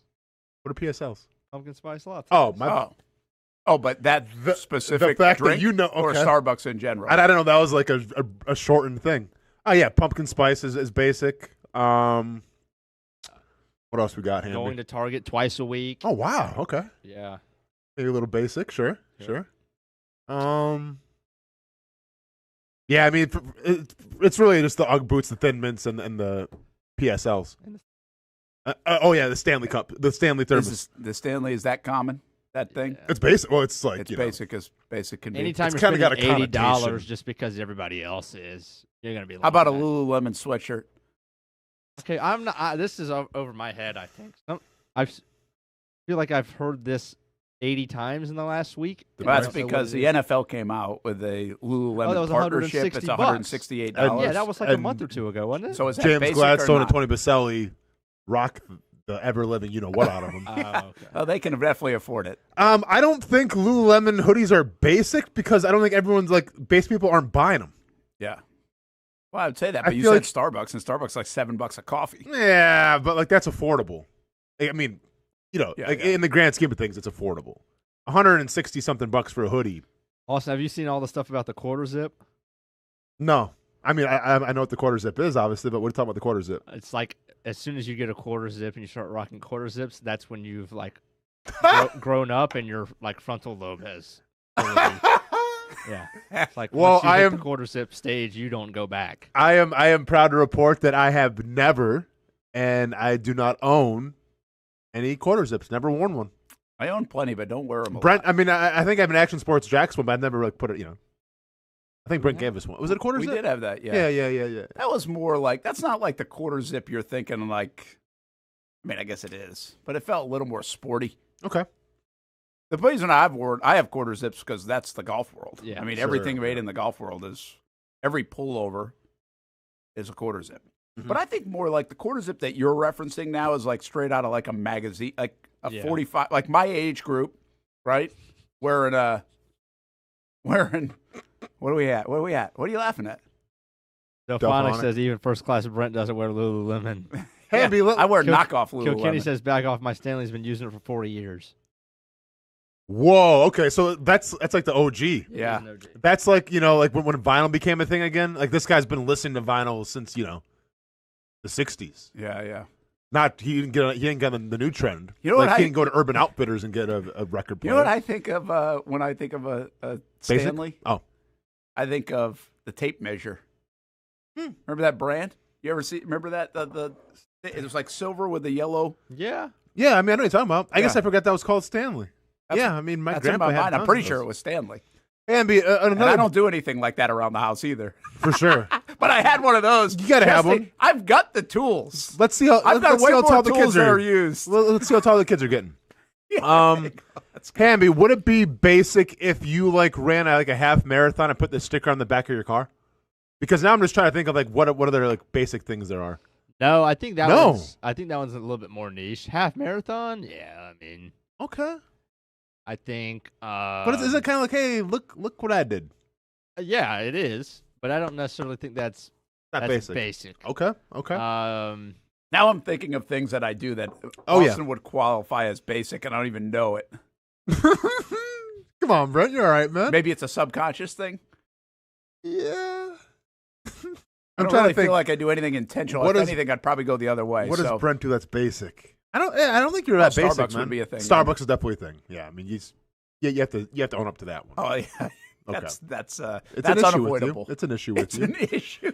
It's an issue with you. It's the time I get out of the office every day. Sure. That's the field trip. No, I don't think I don't have a lot of qualms with you in Yeah. terms of that. Ham, you got anything else for Brent? Basic Brent? Back to the Girl Scout cookies. How Okay. the hell have you not had a Girl Scout point. cookie? That's unbelievable. Like everybody's had a Girl Scout cookie. So here we go. we're gonna have a taste buying test. yes, we're having a taste Gonna test. have a taste test. We're having a Girl Scout cookie taste test for Hamby. Yep. Don't have one until we do this. it could be for my birthday When's your birthday? today. We'll do a Girl Scout cookie. I'll go get one. Is your after the birthday show. today? Yeah, we'll go get one. I like today. Hamby style, man. Happy birthday, by the way, Hamby. Thank But you. doesn't announce it. No birthday month. No, just. Oh, you showed up to work. Hey, do you know what's basic? Having a birthday. Yes. No, That's that's the most basic thing ever. Taking off. Happy birthday. Everyone Hamby. has them. Why are we celebrating it? You know, I we agree. all have them. We agree. What did we accomplish? Don't say that to live. Hey now, Brent. Hey now, same team. Same team. Thought we were going to war with other people. Now we're trying to Should turn. we check on the other station? Yeah, Benedict Arnold over here. How old are you, Hamby? 25. 25. Happy birthday, And man. with that out, You made 25 years without having a Girl Scout cookie. Doesn't act a Right. day over 50, though, huh? and so Some I of the think things I'm you going say. to choose now as to announce that I think I'm going to take up woodworking. Right when I said this on a day over 50, then he says this. He goes right on cue. Oh, quarter life crisis, eh? No, Woodworking? just want to learn how to do stuff. Okay, what are you gonna like? Well, What, you're what- serious. No, I'm serious. Yeah, I believe you. What do you envision? Like, okay, so woodworking. Like, what do you want to build? I Like a I just want. armoire or something? I think it would be sick to like one. Wait, what did you say? An armoire? I did you don't just know what think that of is. that? Don't worry about it, man. Like, why my would brain you think goes of that? places because my brain goes places. Do you know what an armoire is? Yes. Yeah. Build one, Hamby. I think it's just like this I'm gonna this start goal with a I shoe have. rack. I want to be able Birdhouse. to build my children's playground, and that's like a new idea. That would be sick. That's like my goal. That's is to be able to that's pretty build bad. Like from Badass. scratch? well, that's like pretty badass. yeah. Or just put the one together that you bought at Costco? Or I mean, No, listen, I ain't gonna tell you how to Like, dad. you're new there, too. Treehouse, Hamby would be pretty cool Yeah, too. that- yeah. Treehouse would be legit. Like I want to just be able to build stuff. Damn it! Now I don't know how now to I'm build jealous. anything. Now it's gonna make me look bad. Ronan's gonna be like, how come Hamby's kids gets a treehouse and I got, a jersey? No, that'd be, dude. I'm with you, Hamby. Like that's cool. Like if that's the plan, that you're gonna take a woodworking class to build like either a jungle gym playground or a treehouse. Yeah, okay. I'm back on board, But if you're going to do it to build an armoire, get the hell off the show. dude. No, armoires are Okay, legit, so bro. the chat actually I think knows what that is. For useless cabinet, yes. Yeah, It is. yeah, of course. I should have asked Austin to spell it ahead of time. I mean, I would have got that. That is how you spell it, though. Is it really? Yeah. Okay. Well, I Arm- don't see like the apostrophe Wait, thing. yeah, this is like the thing in, French. in Narnia. No? Oh, my gosh. This thing's The going Lion, off the Witch, and the rails. Wardrobe? It's Yeah. a wardrobe, ain't it? It's an armoire. Okay. Well, it ain't the Lion, the Witch, and the Armoire. Armor sounds Brent- like one of the creatures that should be in a movie. Brent has no idea where we're going with this. Yeah. You've seen You've seen Chronicles of Narnia? No. Brent, you ever heard of it? You ever, Bro, you ever heard of it though? Way worse than the Girl Scout cookies. Not quite, but Narnia? don't. Narnia? No. No way, dude. No, dude, I've never seen like Lord of the Rings, so it's okay. But you've heard of Lion, the Witch, and the Wardrobe? Yeah, Or yeah, not? I've heard Okay, of it. okay, good. Yeah, Aslan? What land? that's the lion, right? That's The way allegory line. Ask the chat. We'll put up Hold we'll on. put out a poll. Hamby, I don't think you want to play this game, dude. Okay, I'm willing to don't worry, play I'll it. put the poll out right now. Yeah, put the. What's worse? What is more crazy? Not watching the Chronicles of Narnia or not having a Girl Scout cookie? I need you to be one. I need you to add one detail though. Being 50 and not seeing Narnia, or being 25 and not having a Girl Scout cookie. When did Narnia come out? Well, there's the OG one. There's like the newer one, the updated version. Probably the newer one came out 10 years ago, maybe 12 years ago. I don't know. So, like, would the other one have come out in, like, the 80s? Or not? Yeah, I remember seeing the. 2005, 2008, and 2010. But what about the originals, Hamby? 'Cause 2005 was the Lion of the Witch and the Wardrobe. But there's an older one, like when I was in like middle school. 1979. There we go. I've seen that one. I mean, I've seen the newer ones. too, Kind of but- missed my window. I was 2 in 1979, and I was almost 30 at 2005. We Like had to in my- watch the old one in class all the time. I guess I'm school. not. I'm in the. I know. I thought that was like on par with like Pirates of the Caribbean. I've never seen that either. I've never seen that either. I've listened to the music, though. Look at his. He can't even comprehend it. Way worse. It's not. It's not. It Like can't- it's really not. Because I like that I have Austen on my side here. Of course. Well, because what? Like, Because there's only Narnia, one side to man. take. yeah, you're talking about like a 3-hour movie compared to Don't 2 don't seconds play to take the a game, bite of a the cookie. time game. This is not has got nothing to everything do to do with. with it. It takes 2 seconds to take a bite of a cookie. Irrelevant. It really does. What's crazy about this whole conversation is this is coming from Hamby, who, I by the know, way, if you man. ask like 15 different things, that you'll get no on. Yeah. That you guys will be like, I can't believe it. I I can't didn't- believe it. It's so, and then he comes out of this with like, how in the world can you have not have watched this? Blah, And blah, blah. Especially If of Casey all said it'd be one movies, thing. The Chronicles of Narnia. Like you've never seen Harry Potter, and now you're gonna bring in the Lion, the Witch, and the Wardrobe. Yeah, it's one of the Be consistent though, huh? best movies of all time. Maybe I'll watch that when you watch Good Will Hunting. Hamby, you gotta relax with that. By the way, Good one. hey, Brent, I'm looking up. So we're gonna buy like every one of the boxes of cookies for Hamby to try. Yeah. They got some new ones. Yeah, and I by the way, didn't know. everything's expensive. Raspberry Rallies. Where do those come from? How much do those cost? They're at least $5 a box now, but I think they're more than that. I Hey, think you it want might your be answer $7. of why I never had one?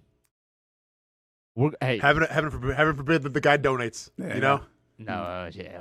How about the man kids, of the year, you are not. Nope. Logan Cooke. You're more Aziz El Shire. How did he get? Yeah, He's a great guy, man. Everybody says. Hey, we've got a guy that I guarantee has had Girl Scout cookies. man. No idea about Narnia, but also is a great guy. Coming I'll up next, bet let's you- go fishing. I'll wager with you that Paul Dozier's seen Narnia. Okay. Are we talking the newer one or the old one, or any of them? I'll take any of them. Okay, $5.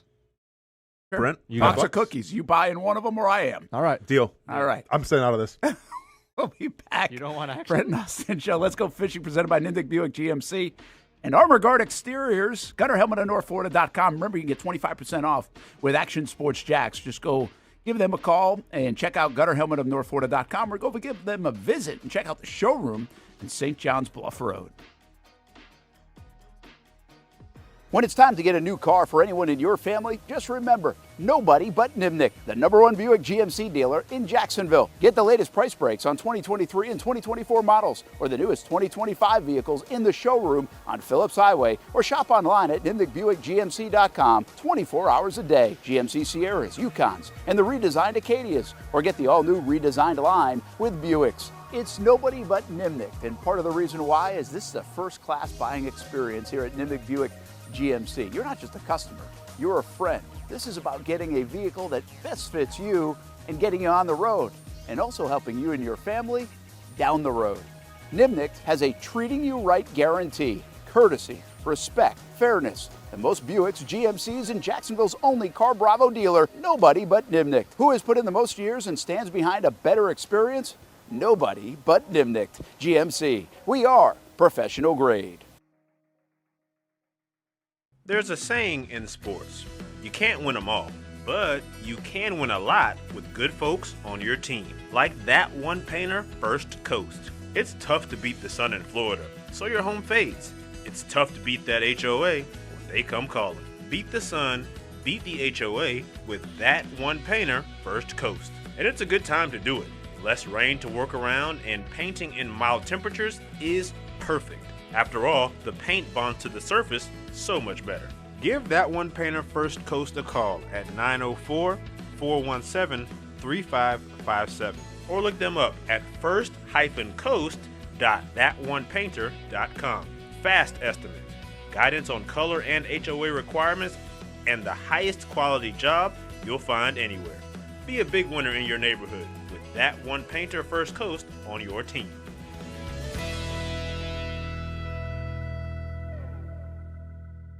It's one of the hot spots in the area. Welcome you to String Sports Brewery out at the beach. Big crowd on hand tonight. The fans are here. And now, the newest hot spot at the beach is open.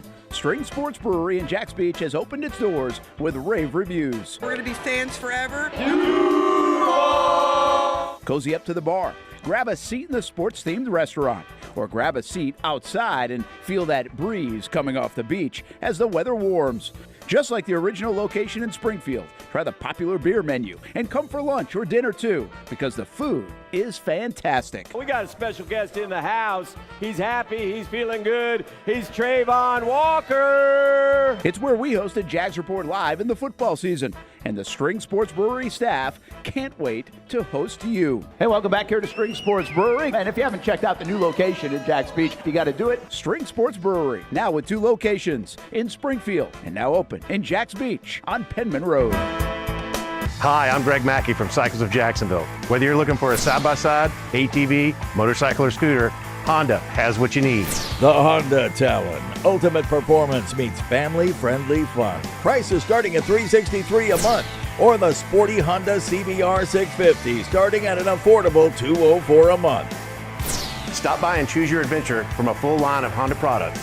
Only at Cycles of Jacksonville on Atlantic Boulevard. Family owned and operated since 1983. Hello, I'm Kenny Lay of Kenny Lay & Associates. Since 2003, our firm has fought exclusively for the rights of men in family law.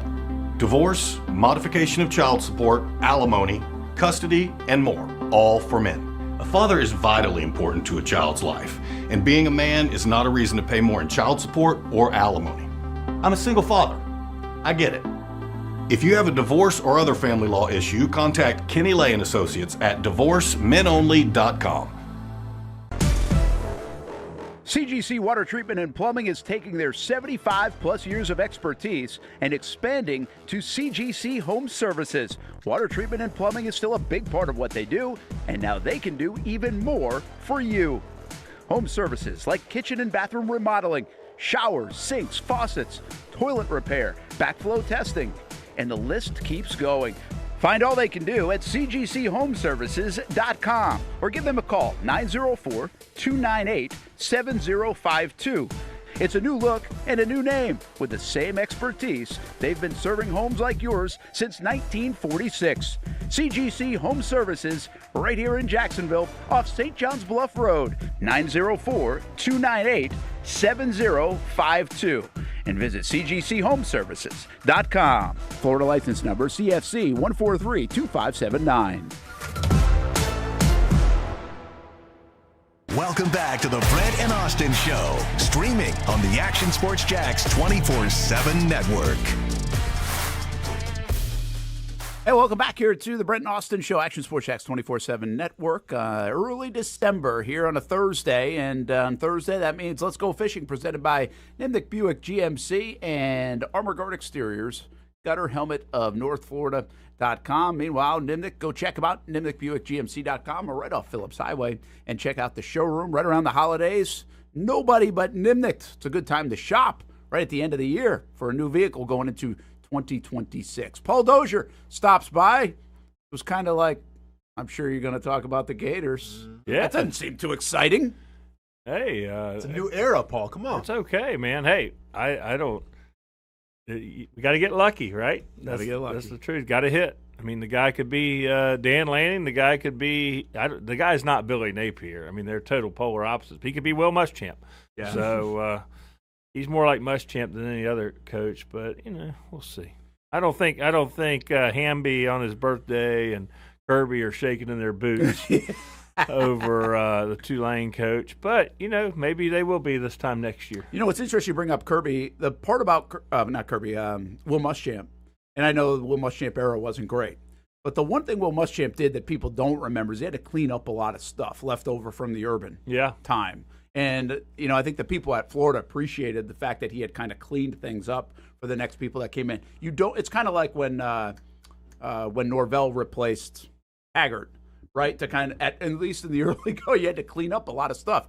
That's not the case here with Napier. He didn't leave it a mess. No, that's right. Right? And so sometimes you leave it a mess. Yeah. And he did not here. So you're at a better jumping off point if you're a guy like Sumrall than where you were with Muschamp. And there's some pieces there, too. There's Absolutely. no doubt. There's some pieces. But Muschamp was probably my favorite coach that didn't make it. Interesting. I liked him. He was a good dude. You could tell he wanted it. He just didn't work. Muschamp had one big year too. Yeah, Muschamp, but he had a bad habit of trying to take the air out of the ball in the first half when you had a 10-point lead against Kentucky. You can't. I mean, you're Florida. You can't run the play clock down, call timeout with 1 second on the clock in the second quarter on a 10-0 lead. I don't. That's just not. He has a defensive mentality. A lot of these defensive-minded coaches, they want to get a 10-point lead and let their defense hold on to it. It's that rock fight we were talking about, Austin. Yeah. Gotcha. Yeah. All right. Have you? I don't think I have to ask you this. What's your favorite Girl Scout cookie? Because I know you've had them. Oh, I've had them, buddy. I don't know. What's the one with the coconut? What's that? The tag-along, probably? Yeah. Tag-alongs, Or yeah, is that what that is? Yep, That's probably my A favorite. lot of people like those. I'm not a Yeah. big coconut guy, so I don't like those, but yeah. I haven't seen many I don't like. Now for the big question. Now, Hamby, don't ask it. It's your birthday, buddy. I don't want to cost you any money. Try to tell you, man. Have You've you not seen- ever seen Narnia? Hamby, I try to tell you. Hamby, Paul. Hamby, this is probably not good. Let me just tell you this. I've never heard of it. I like you, Paul. I've never heard of it. I like you, Paul. We don't watch. We watch sports in our house. We don't watch the news. We don't watch shows. We wait a watch minute sports. now. That's what I'm we gonna turn the watch. news on. My wife likes sports more than I do. So That's incredible. I don't. I'm just saying. Yeah, It's just I've never even heard of it. I've never watched these Netflix shows everybody talks about. sure. I've never watched any of it. So maybe I'm just missing out. But I don't think so. You're doing no, fine. you're all You're good, doing all man. right. You're not missing out much. Talking lines One of and the- stuff. I just cost Hamby a box of Girl Scout cookies. Yeah, on he his did. birthday. He's lucky that I didn't say the entire The entire row of Girl Scouts. sleeve. The The fleet of entire them. A good gambit. word, right? I will Yeah. give you You credit, Brent. That you didn't try to look at me like, yeah. Oh, because Yeah. we all knew, Paul. I Like, kind come of on. knew. We- I Yeah. kind of knew. Yeah. Like I don't We know our understand why he's guests. finding this so outrageous, but he is. Yeah. It must be a little age gap there. I got one other thing we were talking about this week. Tickets. Mm-hmm. You're in the ticket world a little bit. A little bit. How does it work? Because I've seen this in action at the Super Bowl before too. But how does it work right now? Like Ticketmaster's a provider for the Jags. If you go on there, you can buy them through Ticketmaster. You were just showing us, right? Like the blue seats are through Ticketmaster and the Jags. And then what do they have? Like a pink, The that's a red, resale, red, pink or red, red resale. Okay, so I understand that. So if you resell them, you get them. You get it, right? Yeah, you they're put it your back on the market. Yeah, that's right. And obviously, they're making their money on that kind of maneuver through the fees. Yeah, Right? They crush it. 30%. But what about 30% fees? Is that standard for all of them? Generally, pretty much. I mean, like Ticketmaster charges the seller, or if you go through Jags resale, whatever, it's all powered by Ticketmaster. Charges the seller 10%, and sometimes it could be 25 on Ticketmaster. StubHub's at least 25 or 30, Yeah. depending on like some people are large sellers; they pay a little less juice than others. I see. But these companies, I could sit here. We could have a whole show about this deal. But Well, we are talking Girl Scout cookies in Narnia, so yeah. I mean, if you want to go there, the go Florida sellout streak, the Florida sellout streaks. It's true, but they have a liquidation company that takes the tickets and they sell the tickets on the secondary market. If they sold the tickets for regular price, like what the boosters pay or if you went and bought the blue tickets on, they would never sell out. But they sell, they liquidate the tickets to put butts in the seats, which makes it makes perfect sense. It does, of course. yes. Then they go buy a $10 water or a whatever or a $28 Crown drink at the Jags game, but. So they do that at the NFL level too. Well, they do, but not Jags don't do it as much as the others. And I don't know. I would think that, and I thought that Florida hired this liquidation company because they're going to redo the stadium. They might take some seats away, or they might want to move your seats. So instead of trying to sell Brent Martineau season tickets on the 35-yard line, let you have them for 2 or 3 years, and say, "No, sorry, Brent, you got to go to the end zone." Yeah, We redid the stadium. They just figured it'd be easier. But I think it's hard. I mean, it's times people don't just have thousands of dollars sitting in their pocket to go blow it on a bad product of football.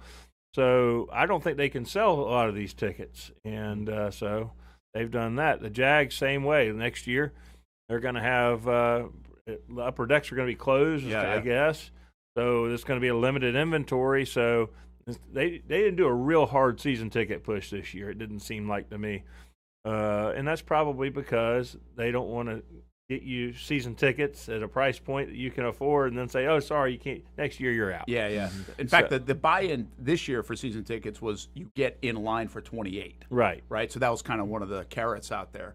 But so one last question, I guess, like StubHub. So do they only make their money then on that fee? Yeah. They're not going to mark them up. So prices? if you buy a ticket on StubHub, you're buying it from a fan or a broker. Okay. The broker owns the StubHub doesn't own any inventory. So if you buy a ticket off StubHub and I own it, I get an email and then they send me your email address and I transfer it and then I have to prove the transfer. Yeah, You know, yeah. if you want to get paid. If you don't send proof of transfer over, then you get paid 7 days after the event, which, you know, I kind of like that for me, but you know, if I was selling Super Bowl tickets for $3,000 a piece, I would want to get paid. Make sure I want to get paid. Yeah, so, that's interesting. But yeah, it's big business, really, the ticket deal. But you know, the downside of the liquidation company is where we sit in the swamp. We have the family has 24 tickets together, and if there's 5 of us, we just leave 19 of them empty. You know, like we don't sell them. You never sell them. It's just kind of like it's we don't want opposing fans or whatever. But the liquidation company, they can't control who buys them on StubHub. Yeah. So we pay let's just say we pay $250 a piece for the season. We eat all these tickets, whatever. And it's not me, by the way. Somebody with a little higher up the pecking order than me. But I just buy a couple season tickets in this block. But then you can't control who sits next to you. So we're paying $250, and then here comes the obnoxious Miami fan to sit right next to you. Yeah. And he's paying $125 for the same seats the Bull Gators have. That's just not right.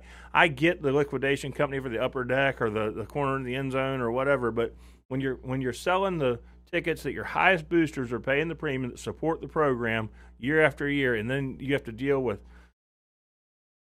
opposing fans all the time. The Tennessee game, there was these kids behind us that were just, I mean, we don't say anything. We are not obnoxious fans. We watch the game and cheer for the team or whatever. But these guys were just, and it's to the point that let's just go. I mean, it's just not. We're not going to. First of all, we're almost 50 years old. We're not going to get in a fight. That's just not good. That's not an option. It seems like that's about the range at games these days. It's just some people take it more serious than others, you know. But one last question about because of tickets. I mean, I think this game is trending pretty well, but then people are going to look at the forecast, and the forecast is not great right now. It started out where it was like a Saturday rain event. Out by Sunday morning. That's lingered a little bit longer. Last I checked with the weather team here, thinks by the halftime could clear out, and you just don't know how much it's going to rain, obviously. But it's not great that it's in the forecast. Is there any advantage one way or another? Does it fall to Indianapolis because of Jonathan Taylor and his prowess if it is poor weather conditions? No, I really don't think so, just because I think the Jaguars will try to run the football too. Right, since Brenton Strange has been back, and you see a lot more of that 12 personnel, like they're gonna try to run the football here, and obviously what Indy's gonna do as well. So I don't think there's a clear cut advantage where if it's gonna be crappy weather, who it favors. I think both teams are literally gonna try to do the same thing because you have Daniel Jones, who if he is healthy, sure maybe you pass a little more, but him being a statue back there with a broken leg, they're gonna rely on Jonathan Taylor a lot. Spurrier used to say that. As a passing offense, he didn't mind the rain. He didn't like the wind. The wind scared him more than the rain because the wide receivers know where they're going. The DBs don't know where they're going. So he thought that they were more prone to slip and you had a better chance. I think a downpour, all-out downpour, I mean, it's 100% chance of rain, but there's only, saying a half an inch accumulative. So it's not like it's not going to be like a terrible, like a raining sideways. I mean, it's probably going to be an annoying – light rain, it sounds to me like. But if you want to go to the game, any game, and I tell people this all the time, and people don't have the patience, and I do a little bit of ticket business here and there, wait till the end always. Wait the longer you can hold off, unless you need some big group or an odd number. If you need 2 tickets, get on Ticketmaster at 10 o'clock Sunday morning and buy you a couple tickets. That's when you're going to get the best deal. The longer you can wait, the better. The difference between Ticketmaster and StubHub or Vivid Seats is Ticketmaster, they go straight to your account. The red seats are resale, but if you buy the resale, they're automatically in your account instantly, versus if you go to StubHub, then you got to wait for somebody like me to get an email, and then I got to email them to you, then you got to create an account, then it's just – Ticketmaster they got a lot of flaws, but their resale, especially last minute, is the best way to go. Yeah, that's good advice right there. But Trevor was asked about the weather last week because it looked like the Tennessee game was going to have some weather in it, and then it didn't. And he really referenced the same thing about like kind of what Spurrier was saying. Like it's really not that hard throwing the football. I mean, you're going to dry it off a little bit. And as long as it's not Philadelphia from a couple of years ago, right? Yeah. Because that was insane. I mean, few people who had been around the NFL had seen that kind of weather in a football game that consistently. And it was just pouring. I mean, it was miserable. Miserable. But that was like a one-off thing, and that's not what we're talking about here. Like, to your point, that's what these guys said, too, a little more than half an inch of rain. That doesn't sound like a lot of rain all at one time. And it starts like Saturday evening. Yeah, let's also face it. It's Thursday. All due respect to Mike Burrish, well, it changed since Tuesday. If you go back and look Tuesday, it was not 100% on Sunday. Worse Saturday, yeah. So it slowed down, and maybe it will speed back up. We'll see where that goes. Speaking of the rain, speaking of a little cooler temperatures, probably not the prime time to go fishing.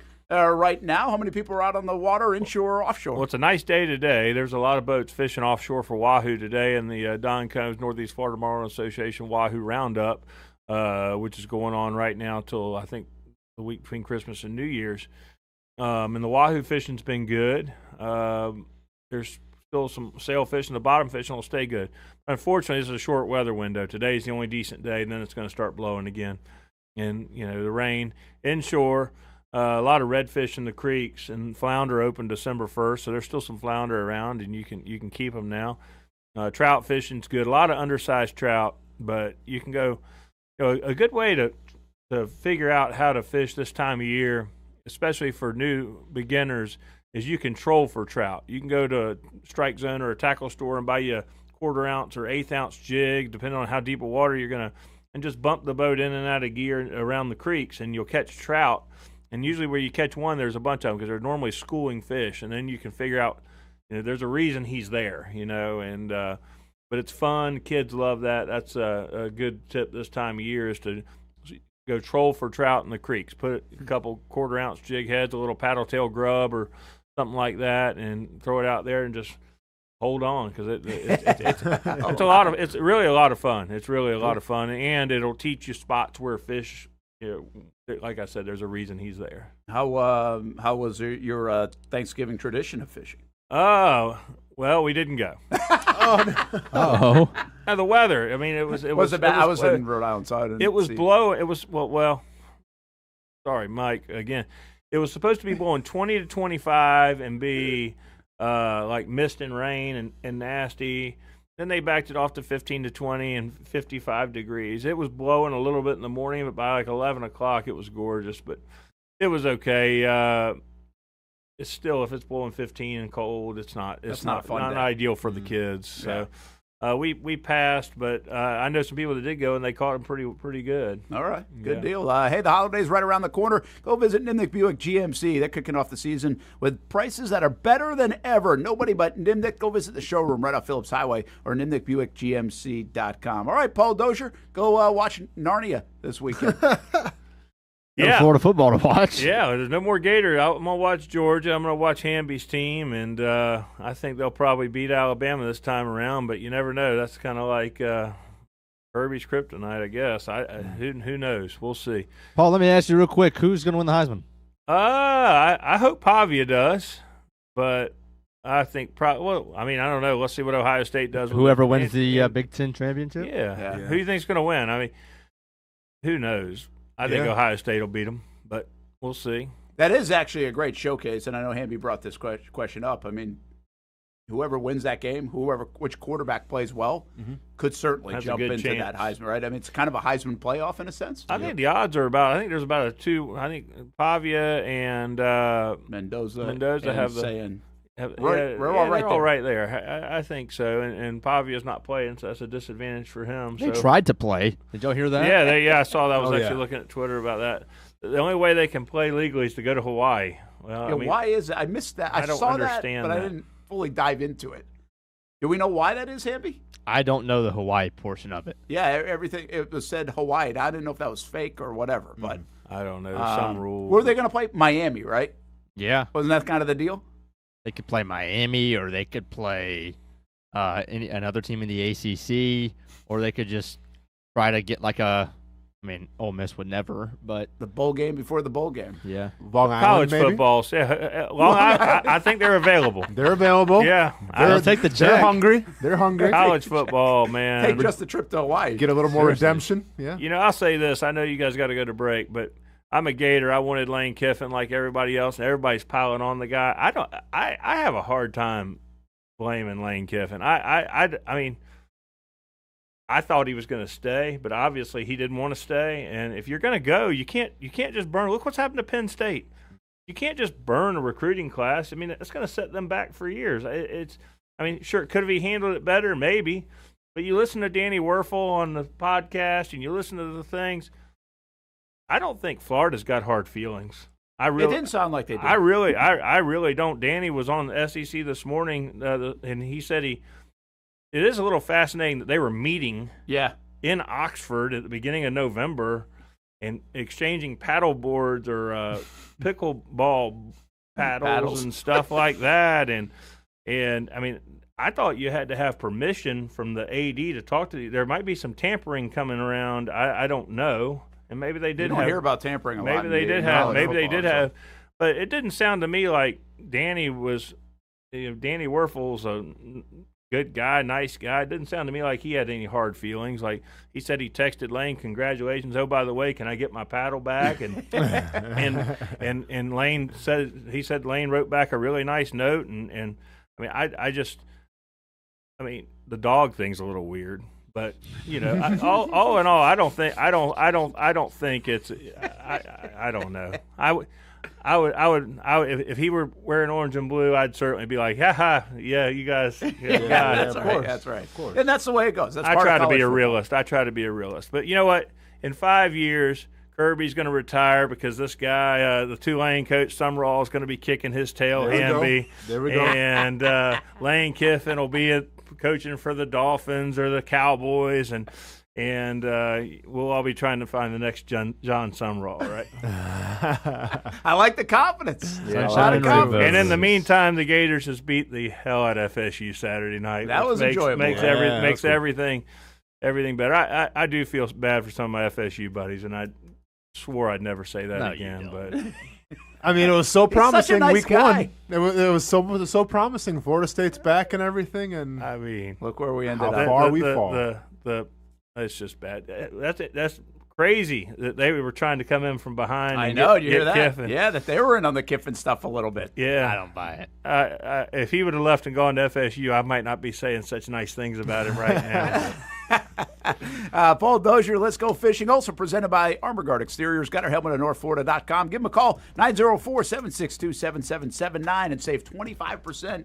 Let them know that you heard it right here on the Brent and Austen Show, the Action Sports Jacks 24/7 network. We'll see you Sunday. Colts and Jags. Hopefully the weather stays away. When it's time to get a new car for anyone in your family, just remember, nobody but Nimnick, the #1 Buick GMC dealer in Jacksonville. Get the latest price breaks on 2023 and 2024 models or the newest 2025 vehicles in the showroom on Phillips Highway, or shop online at NimnickBuickGMC.com 24 hours a day. GMC Sierras, Yukons, and the redesigned Acadias, or get the all-new redesigned line with Buicks. It's nobody but Nimnick, and part of the reason why is this is a first-class buying experience here at Nimnick Buick GMC. You're not just a customer, you're a friend. This is about getting a vehicle that best fits you and getting you on the road, and also helping you and your family down the road. Nimnick has a treating you right guarantee, courtesy, respect, fairness, and most Buicks, GMCs, and Jacksonville's only Car Bravo dealer, nobody but Nimnick. Who has put in the most years and stands behind a better experience? Nobody but Nimnick. GMC, we are professional grade. There's a saying in sports, you can't win them all, but you can win a lot with good folks on your team. Like that one painter, First Coast. It's tough to beat the sun in Florida, so your home fades.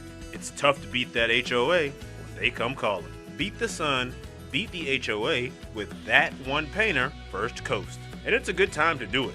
Less rain to work around, and painting in mild temperatures is perfect. After all, the paint bonds to the surface so much better. Give that one painter First Coast a call at 904-417-3557 or look them up at first-coast.thatonepainter.com. Fast estimate, guidance on color and HOA requirements, and the highest quality job you'll find anywhere. Be a big winner in your neighborhood with that one painter First Coast on your team.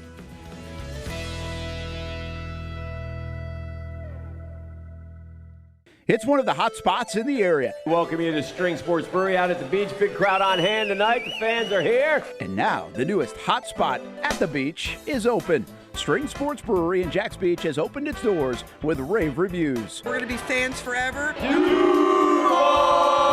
Cozy up to the bar. Grab a seat in the sports-themed restaurant, or grab a seat outside and feel that breeze coming off the beach as the weather warms.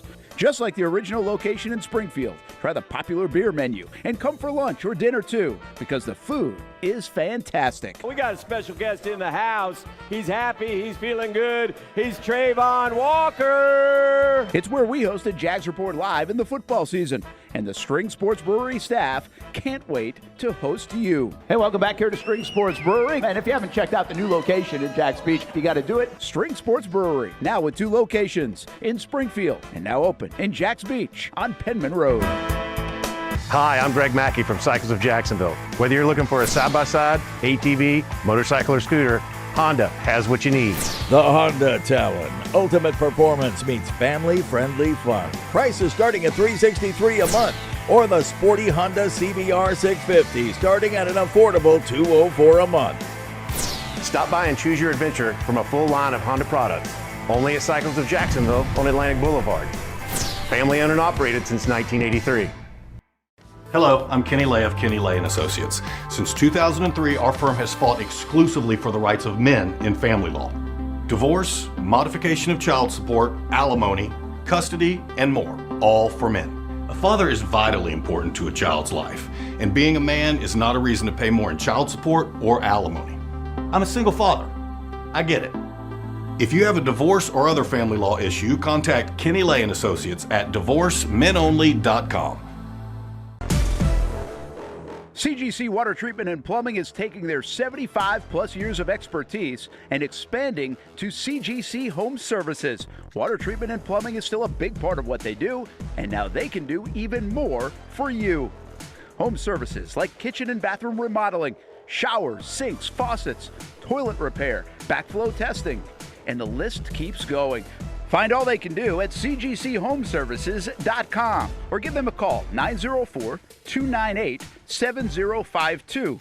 It's a new look and a new name with the same expertise. They've been serving homes like yours since 1946. CGC Home Services, right here in Jacksonville off St. John's Bluff Road, 904-298-7052. And visit cgchomeservices.com. Florida license number CFC 1432579. Welcome back to the Brent and Austen Show, streaming on the Action Sports Jax 24/7 network. There's a look at the schedule the remainder of the way. It's really fun, you know. I mean, let's think about where the Jags are at right now compared to where we thought they might be at, but also where they were in January, or where, you know, you could have high hopes in August, but 8-4 at this stage, and with all this in front of you, now they got to go get the job done. And you know, at one time a few weeks ago, I said, hey, if the Jags get to 9-8, if they got to 9-8, and people would be disappointed because they got off to a 4-1 start and everything, and you didn't make the playoffs or everyone like that.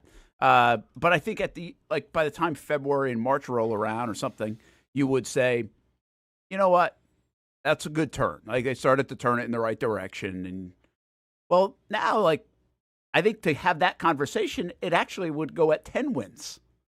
Like you almost have to get to 10 wins right now to feel pretty good about this football team. And that would even be potentially missing the playoffs. Because there are some things at 10 wins you just can't control. And really, it would sting like hell because everybody would go to the Houston game and you know that fourth quarter. I get it. I get all of it. But it really feels like the low of this team will now be a 10-win season. Which is incredible. Yeah. It's really incredible to think about. And some of that's a little bit of circumstance with the league not being super like a one team or two teams or three or four teams that are just unbelievable. The AFC itself, we know what the situation is there. But it is pretty fascinating that the Jags are sitting here with 5 games to go and had 8 wins. And 10 wins seems to be the floor. And I think 10 wins, when I predicted the schedule, and I think many people did, seemed almost a little bit preposterous and maybe the ceiling. And now it looks like it's the floor. So that's pretty wild. Okay, so I do have a question for you guys around the Jags, and I do have another question around the NFL. Wonderful. My question about the Jags, like somebody brought this up it was actually Liv, because she's planning a trip or something. So she asked this question to us yesterday. Birthday year coming up for Liv. I like it. Yeah. So she said, do you think the Jags go to the Super Bowl this year? Yeah. Okay. And I was like, Liv, I haven't really even thought about, like, it's not even on my radar. I haven't thought about it. I wouldn't even, like, so to answer the question is no, in my opinion, I think, because it's not even something I think about. I'm like, okay, Jags make the playoffs. I'm not even thinking about the Jags get a win. You know, in 2018 or 2023, you're sitting there like, hey, this might be a Super Bowl team. This might be, let's see if the Jags can win a couple playoff games, get to a championship game, whatever that might be. Like, those are legitimate expectations. I don't think anybody in Jacksonville has really thought past, hey, can they win the division, maybe get a home game, or can they make the playoffs and maybe win a playoff game? Like, that's it. Like, that is it. Even if they made the playoffs and lose, I don't think people would be like, oh, my gosh, I can't believe that happened, right? Correct. So I really have not – it hasn't entered my mind at all to say, oh, the Jags, could they go to the Super Bowl? They were 8,000 to 1 odds at the beginning of the year to go to to win the Super Bowl. I think I just saw something recently that has them all the way down to like 25 to 1 or something like that to go out of the AFC, right? Something like that, or 18 to 1. We did that graphic yesterday with Kim, and it gave them was like an 8% chance to go to the Super Bowl. So I guess that would marry up. Can this team go to the Super Bowl? Can they? Well, sure. Don't give me the ale that's sports. It's like, yeah, but like, come on, that's like, what you're. I mean, they're going to roll the ball out, so yeah, they could go. Yeah, there you go. I mean, like, I sure, can they? Absolutely, because who else scares you? Yeah, I think they can. I don't think about it. Here's what I would say. I know. Who do you have to go through? Because we talked about this before. Patriots. Okay. I mean, do you trust that offense? Do you trust Drake May? Do you trust the first year? I mean, there's a lot of things that you can put into it. I mean, Colts. I mean, we're about to find out exactly how good the Colts are the next couple weeks. Who else we talking about? We talking about the Broncos? Okay. Well, their offense, I still feel like can find an identity a little bit. They have a great defense. Sure. But, like, it doesn't feel like, oh, you have to go through the Bills and the Chiefs and the Ravens from years ago. Yeah. So to answer the question, like, can they? Sure. Do I think it's going to happen? No. Not where it sits right now. Yeah. What do you think, Hamby?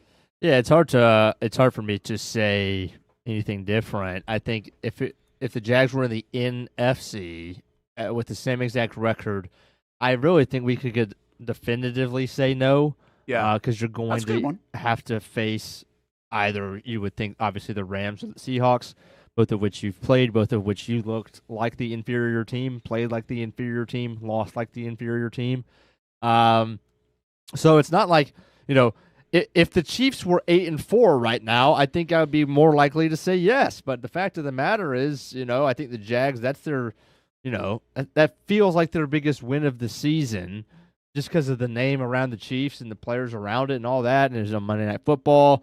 But at the end of the day, if you are what you are, the Chiefs are a 6-6 team. So Have the Jags proven that they can beat the best of the NFL? No, absolutely not.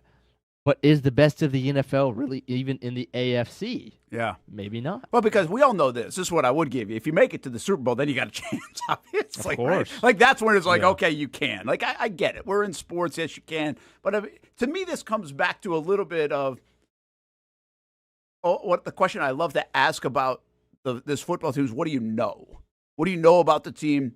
What do you think this team can still do?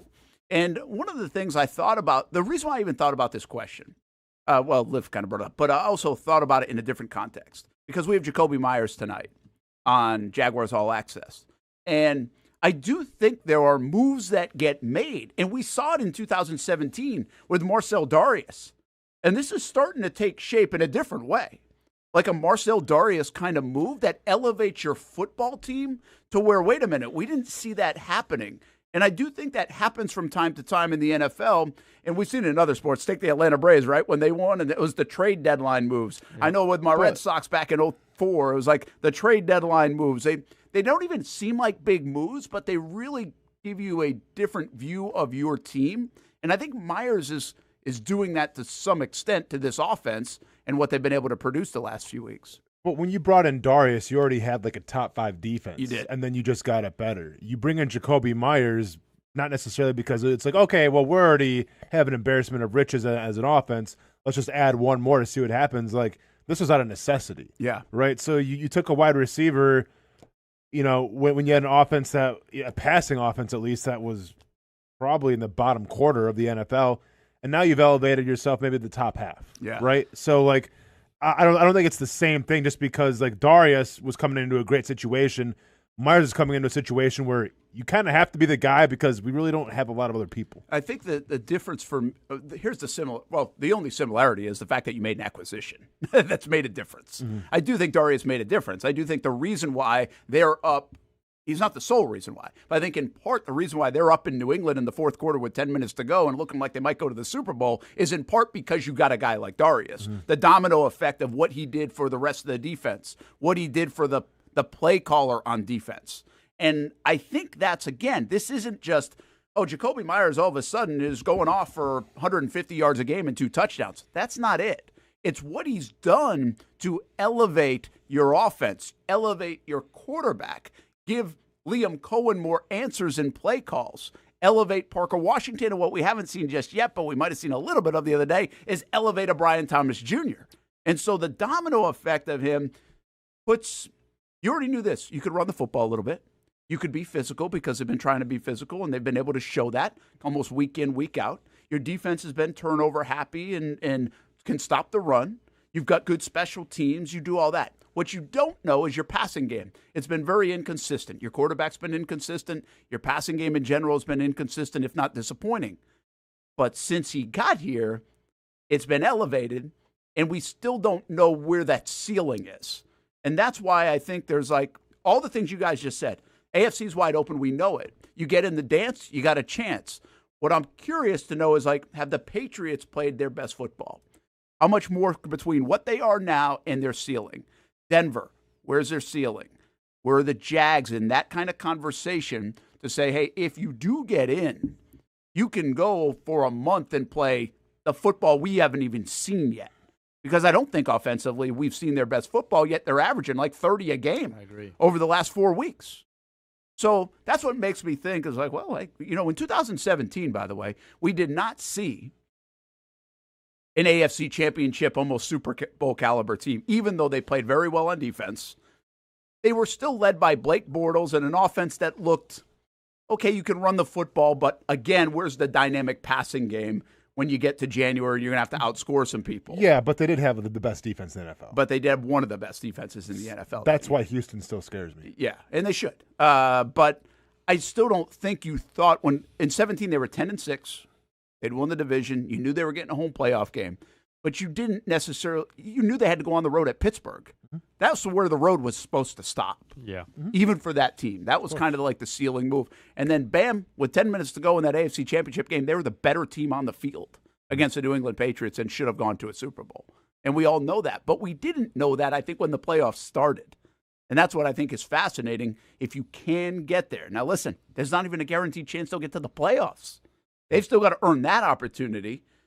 But I do have this curiosity of just how good they can be. I think we've seen it on defense. I don't think we've fully seen it on offense, how good they can be. The Chargers game was dominant.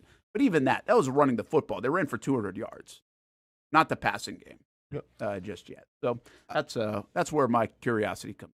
I think a lot of times when you're trying to think if the Jaguars can make a run, really what you're trying to gauge is the opposing quarterbacks that you're going to see on the way. Like in 2022, when the Jags go on the run, and once they've made the playoffs, before they played the Chargers, you're like, well, we might get one, but at some point we're going to see, Josh Allen, Mahomes. I'm sure Lamar was in it. I don't know if Burrow was in that one or not. I can't remember. But you're going to see those guys. And then, that's a good point. It's not going to happen. Even if those teams necessarily weren't great, which they were, it was more so about the quarterback. Well, this guy against Trevor, this guy against Trevor. Well, this year, you're looking at the quarterbacks, and, okay, Mahomes might not be in the playoffs. Josh Allen might be a 7 seed, and you might not even have to really play him. And if you did, he looks like a human being. Lamar Jackson, you've beaten him. And also Mahomes, you've beaten him. Like, there's no quarterback. I mean, your top 2 seeds are Drake May that you've never played and Bo Nix that you've never played. And everybody else looks pretty pedestrian. I mean, Lamar looks pretty pedestrian. He's hurt. Daniel Jones obviously is Daniel Jones. Until he beats you and throws for 350, you're always going to believe that you have a really good shot to beat him. Herbert, obviously you own him. So then that kind of changes the way that you look at, can we go on a run? Because there's not a single quarterback or a single team that's like, oh, we can't beat that guy. They're all kind of coin flips. Yeah, no, I think you're. That's a good point. Again, that's the nature of it this year. You're wide open, and sometimes the circumstances around you dictate. It doesn't mean you're the best team you've ever had in Jacksonville, but sometimes those circumstances kind of dictate. And I do feel like this is a team that's continued to gain confidence. Yeah, and that's the other part of this, right? Where you just kind of go. There's a chance now if they beat. I said this a couple weeks ago in Arizona. I think if they won in Arizona, I thought there was a real chance they could go on a 5-game win streak. Mm-hmm. If they do beat the Colts now, that will be 4, and then you get the Jets at home, which you would sign up for a 5-game win streak. That's confidence. Now, I don't think they're going to Denver and winning. I don't predict that. I don't even predict they're going to go to Indianapolis and win. But who knows? When you get on that confidence train, look what the Patriots are doing. Look what Denver is doing. To win 9-10 in a row, nobody thought that either. Mm-hmm. Out of those, there are not 9-10 in a row win teams. They're not built like that. The Chiefs have been built like that. The Eagles have been built like that. Maybe the Rams are built like that. But you wouldn't say Denver and the Patriots are built like that. And yet they're rolling them off. Now, can they in January will be the other question for them. A Republic Services recycled headlines of the day, recyclingsimplified.com/holidays to find out what to do and keep sustainability top of mind this holiday season. Just go visit recyclingsimplified.com/holidays. I'm going to give you a couple. What's cool about this week, we continue to say, it feels like a playoff week. And when you have playoff weeks, you get appearances. I think David Garrard was at Strings last night. We also have Monday, we obviously had the defensive pass rushers led by Josh Hines-Allen, Danny Strigo, B.J. Green. Tonight we got Jacoby Myers and Tony Baselli out at String Sports Brewery in Springfield. And Jimmy Smith, by the way, is also going to be at Sports Mania here tonight. So he is here, part of Legends Weekend. A lot of the legends coming back home. Jimmy Smith, you can go out and meet and greet Jimmy at Sports Mania. And he will be there from 6 to 7:30 tonight. So they're going to do a jersey giveaway, autographs, etc. And you can be a part of it at Sports Mania. I think you can also go get tickets for it on Eventbrite. So look up that, but also just go out to Sports Mania and be a part of it. Part of a Legends Weekend here in Jacksonville, the throwbacks against the Colts. And the Jags have performed pretty well in those throwback uniforms. We'll see if they do it again. I got an NFL question when we come back. Nick in the daytime. We check in with Nick in Tennessee. Somewhere. I think he's in like the Chattanooga area, right? Now he is? I think that's where he went. We'll talk to him. We'll find out. We'll find out. Wedding weekend. Not Legends Weekend. Wedding weekend for him. Most of us know how to throw.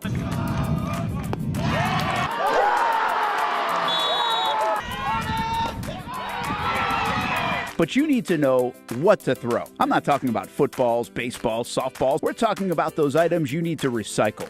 Republic Services explains it easy. Recycling simplified. 1. Know what to throw.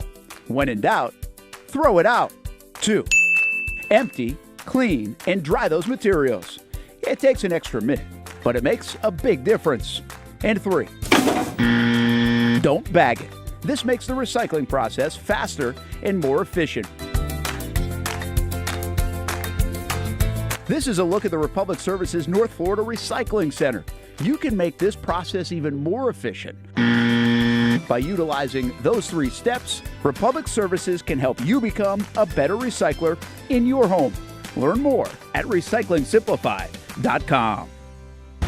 What a throw! Touchdown, Jaguars! We're coming for you. They're going to get him on the ground, and that's going to end the ball game. We show no mercy. Lawrence looking deep in the end zone. Touchdown! Duval! ETN is going to take it all the way. Right here on CBS 47. CBS 47. Right here. Your official station of the Jacksonville Jaguars. And the Jaguars strike first. Go Jags.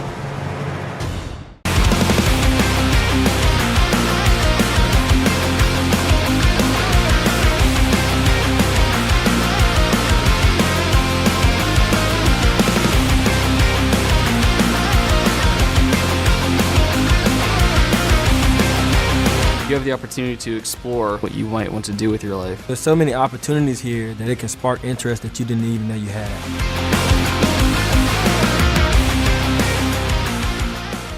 If you don't see a pit, it ain't legit. When you hear that, you think Bono's Pit Barbecue, a staple in Northeast Florida now for 75 years. A place that feels like home with friendly service, a meeting place for friends, family, or business occasions. On the menu, the corn nuggets are a favorite in our house, but there's something for everyone. Sandwiches, platters, salads, sides, desserts, and family feasts. You see Bono's all over the place in Northeast Florida. You know, there are almost 20 locations in the Jacksonville area now, so stop on by, sit down, and dine in with Bono's. You can also take it to go. There are drive-thrus in many of the locations, and they have delivery options too. Just download the Bono's app to make things easy. I signed up for the loyalty program, and you can too, to get special offers. If Jacksonville is home, few things feel more Jacksonville than Bono's Pit Barbecue. Celebrate 75 years and many more to come. Bono's Pit Barbecue. If you don't see a pit, it ain't legit. People helping people. It's at the core of what Alive Credit Union is all about, and it's been that way for over 70 years. From the start in 1954 to today, the mission remains to inspire financial wellness and give you a financially fit lifestyle. Alive Credit Union and its employees are committed to not only serving their valued members, but also our community here in Northeast Florida. I had a chance to see that commitment firsthand as Alive partnered with our Action Sports Jacks 24/7 team to bring you Armada men's and women's soccer broadcasts. Inside the 18, it is a shot, and it's a goal! Chloe Chivers! And that connection to the community continues with Alive Credit Union's support of the Police Athletic League of Jacksonville. Alive Credit Union's commitment to our community also involves serving the financial needs of all first responders through the recent merger partnership with City and Police Federal Credit Union. Join the community and become a member of Alive Credit Union today. Find out the many ways you can be inspired in financial wellness at alivecu.coop.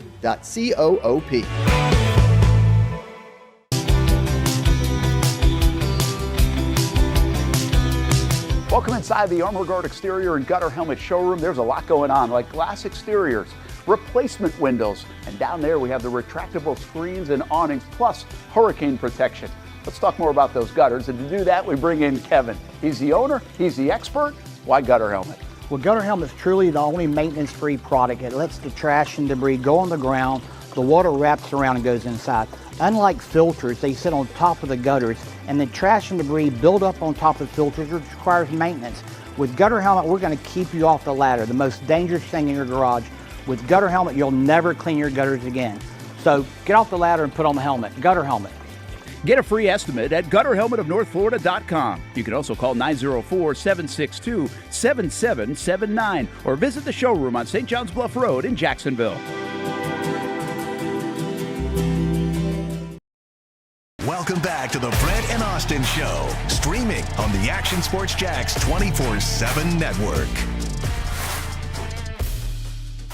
There we go. Dak Prescott, Jared Goff. Big game. Loser of this game seems like they're in big trouble.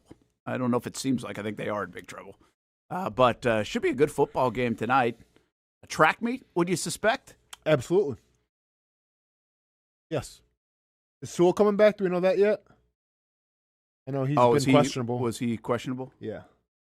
But he ruled out. But I didn't see Sewell ruled out of anything. So, yeah, I'm not sure. I know the latest on him. Are they beat up? Lions? Overall, the Lions? Their offensive line is, yes. Their offensive line has been. So there's a little bit of a difference. That's probably why. Mm-hmm. They're a little. It's hard to. You asked the question yesterday. It's hard to really peg why they're not playing as well. Mm-hmm. And I think a little bit of it is you get targeted. You're now the team that everybody's chasing. So I did have one more question. We got a little college question in, a Jags question in, an NFL question. And honestly, the reason why I was going to do this, I forgot the question I was going to ask about the NFL, but I got like 15 of them on the list. And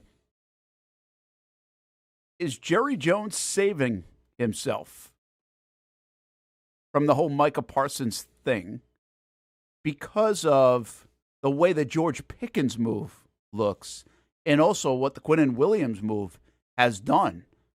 Has he salvaged what looked like an absolute disaster? Well, he's saving himself because they're winning, yeah.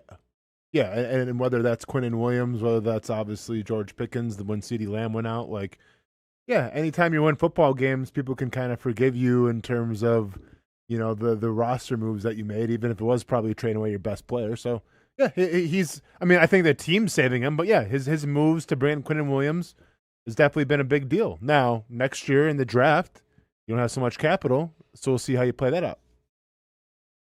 Well, you don't have as much, yeah. That's what I'm saying. Yeah, they got some. They still have a decent amount. I wonder in a weird way if because the Pickens move looks awesome, of course, to go get. Mm-hmm. It's really worked out. Obviously, I would assume they're going to sign him, but he looks fantastic. And who knows with the Cowboys? I shouldn't assume they're going to sign him. It goes to show you that if you have a wide receiver who's not happy where he's at and there might be some drama brewing, maybe err on the side more of the wide receiver because Jacoby Myers had some stuff happen in Las Vegas. They didn't want to be there. Yeah. Obviously, George Pickens had his stuff in Pittsburgh, and both situations right now are working out just fine. Yeah. So I just wonder, listen, Micah Parsons, better player than Quinnen Williams. But the amount of dollars spent, what they did get for the pick, could we look up at some point and say, I know it seems like headline, this is how do you do that? But it actually made the Cowboys better. No, I think Micah Parsons is a better player than Quinnen Williams.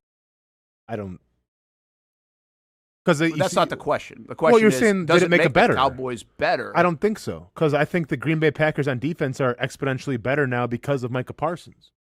I think Micah Parsons is that much of a game wrecker.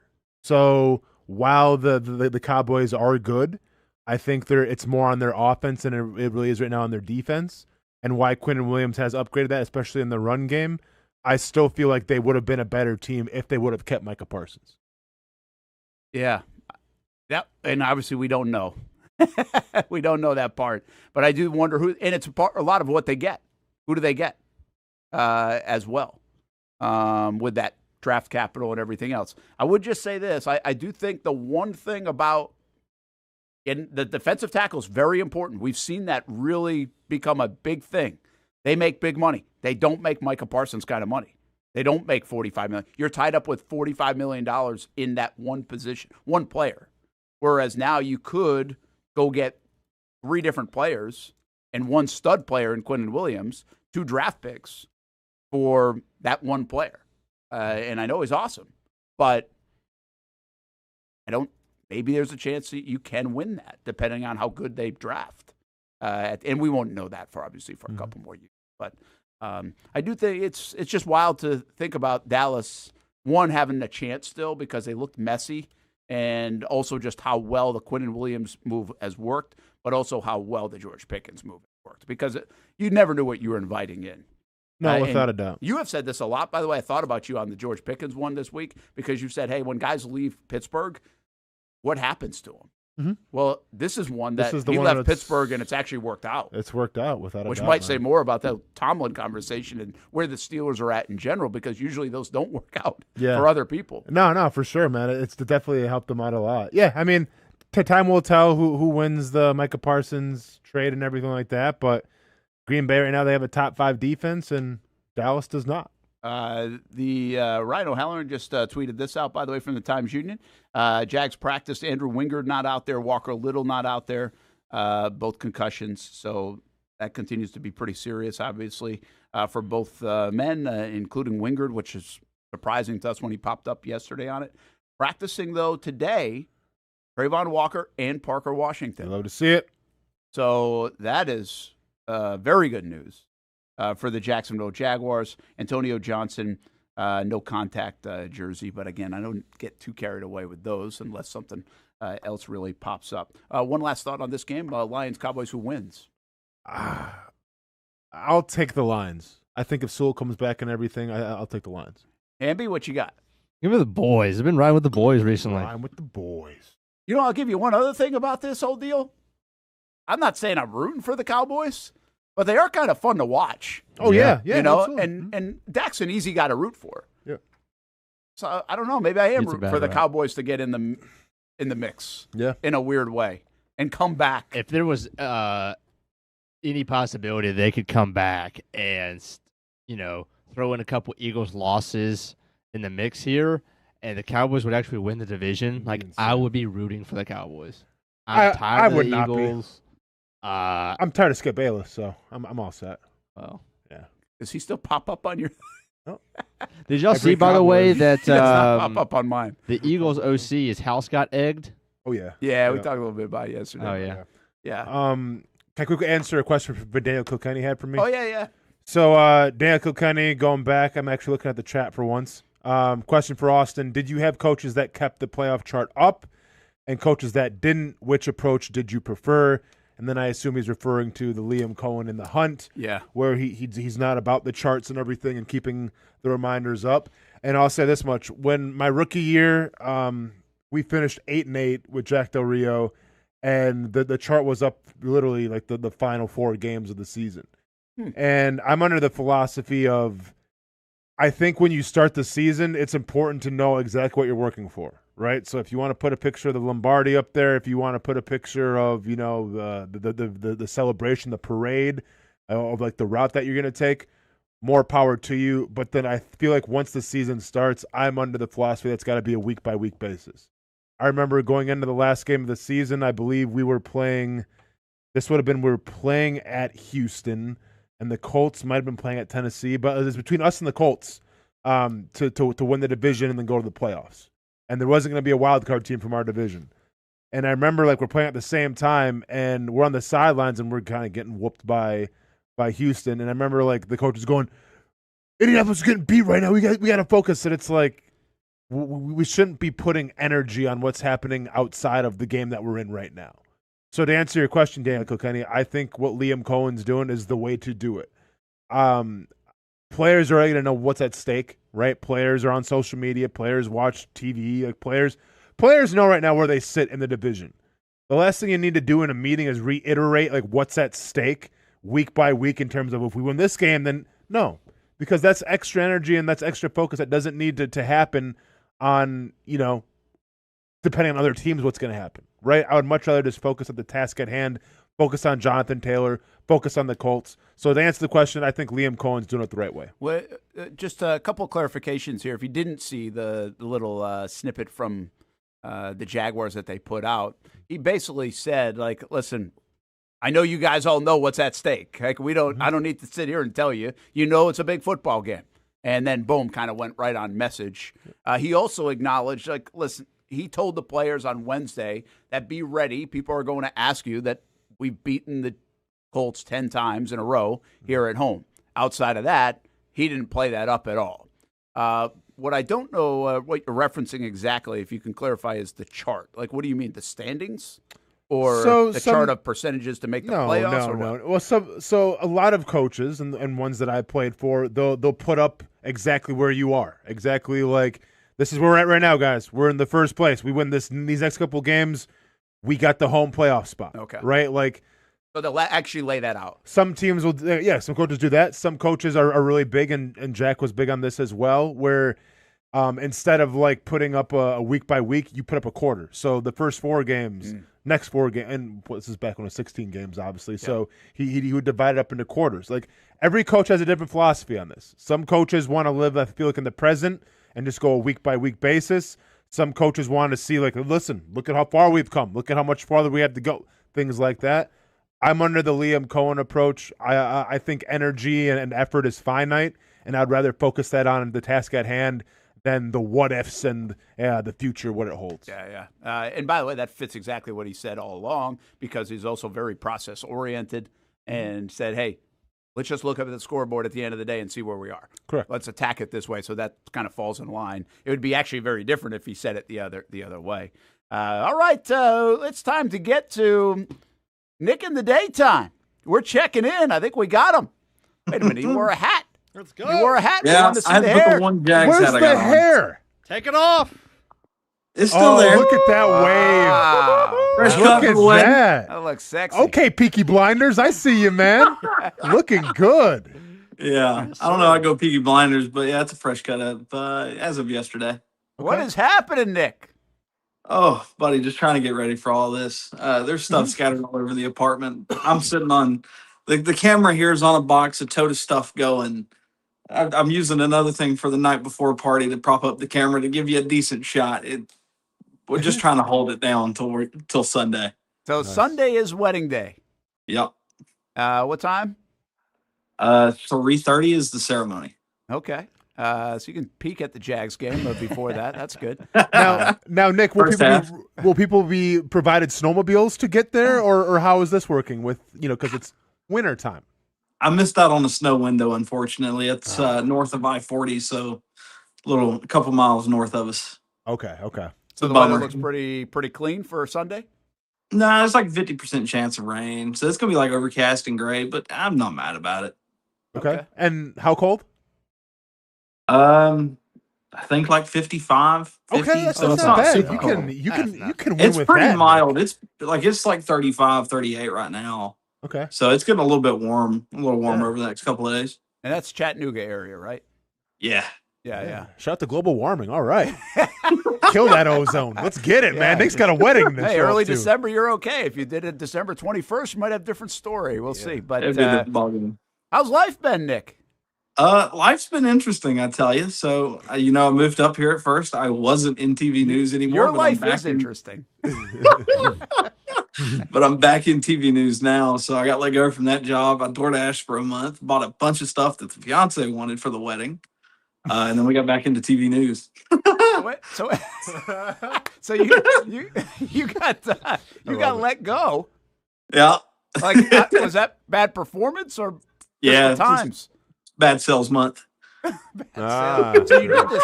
I love it. You did the sales. You tried the sales gig. Hey, I did good for the first 2 months. I had a buddy of ours. They just got married last month. He's like, hey, I need stuff moved. So I'd moved like 20 loads for the guy. He falls off. We get to September. I'm lining up like one big company after the other, but everything's moving in like December. And I'm like, well, I got to get through to December first. Well, I just couldn't do that. So damn, I can't blame him. I can't be mad at him. Bad sales month. I don't bring in money. Why are you going to keep the guy on the roster when he's more than you're paying him? It's commendable just to be like, all right, I'm gonna rip this sales gig for a little bit. I was gonna say, like, that's commendable. Yeah, this guy is not from the school of Lane Kiffin. No, man, no, staying true. So the DoorDash. Hey, listen, Austin did Uber. I did Uber. You did DoorDash. Got some good stories from DoorDashing or what? Now that you ask me, I'm gonna blank on them. It's interesting. Like, you'll go down back roads that you've never known in a town you've lived most of your life, and you'll crest a hill, and then you'll just see there's like yellow signs like curved, and you're like 2 seconds from you're gonna die, and you're like, and then the wild thing to me with DoorDash, sometimes you'll get an order where it's like a big order from Chili's, or you'll get a person who wants one Red Bull from like right down the street. And paying an I'm extra like, I'll 20 take bucks the for it. $5 in 10 minutes of my day and run this over here. Yeah. I mean, I had no cash flow. I had the offer from the place I'm working at now in hand and signed. So I was like, I got to make money somehow. Yeah. So I just did it. And it was all cash or tax free till tax time, unfortunately. But yeah, that's a good now, experience. Now, Nick, why DoorDash? Not like why like Uber or something? You just not want to deal with people? Because I don't blame you, man. Like if I could have did DoorDash back when I was driving Uber, I probably would have did it. so you're doing Uber like hauling people around, right? I mean, I used to, yeah. I mean, not Uber Eats. I'm out of that. I'm out of that tax bracket now. But yes, I used to be doing that. Correct. Well, here's the thing. I don't have a vehicle that would work for Uber. Okay. If anybody has seen my Tacoma, my pickup truck, it's what they call an excess cab. So it's got the half door clamshell. So there's no back seat. There's a jump seat, like in the back of an old Ford pickup or like a Ford Ranger. So what I'm going to do, like pop the door and open the other one, like, hey, hop on the jump seat, brother. Yeah. Okay. No, Gotcha. there's no way. Okay. We're in the front seat. Put him in the tailgate. Yeah. Okay. That's fair then. I got it. Hey, you know what's good for Uber? A Cadillac CTS wagon, Nick, that might still be available. It needs a new engine. But That's fine. We'll put something else in it. Okay. Put something. I'm else looking in for it. something. Give me a roller. No body, no trans. That's fine. Just bring it to me. I'll put whatever else in it. I love it. I just need a roller. He really called you about it. Like it's a Lego set. Like yeah, I'll just put a roller in it. We're all good.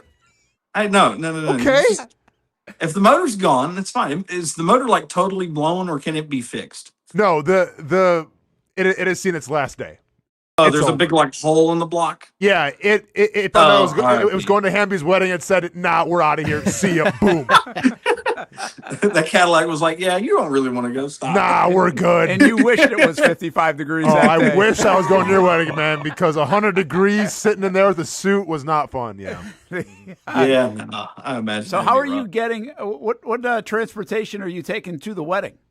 Would you? I'm gonna drive my truck up, and then like it'll have the liquor in it. It'll have the booze. It'll have a couple other things in it for the wedding, just to get stuff transported. And then I think we're gonna take her car from the venue back home the night of, and then her friend's gonna just take my truck.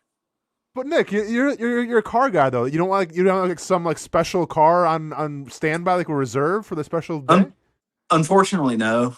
Okay. You were looking into the classic car thing. What was Yeah. it? Be honest, I Nick. looked Be honest. into it, Money and there went to the really flowers, wasn't- didn't it? Huh? No, I Money- didn't. That money went to the flowers or something, didn't it? She was It's the one okay. that paid for the flowers, not me. Okay. No, I was looking into it, and like matter of fact, like right after I got on at the station here, I was talking to one of the anchors whose husband knows a guy named Corky Coker, which if you're out of the world of classic automobiles, Corky Coker is of Coker Tire. Coker Tire is now I think a Michelin product. You know Coker Tire? I know Coker Tires. Yeah, I've heard Coker. So Coker Tire is a Chattanooga company. Okay. And they know Corky, and Corky owns a ton of cars.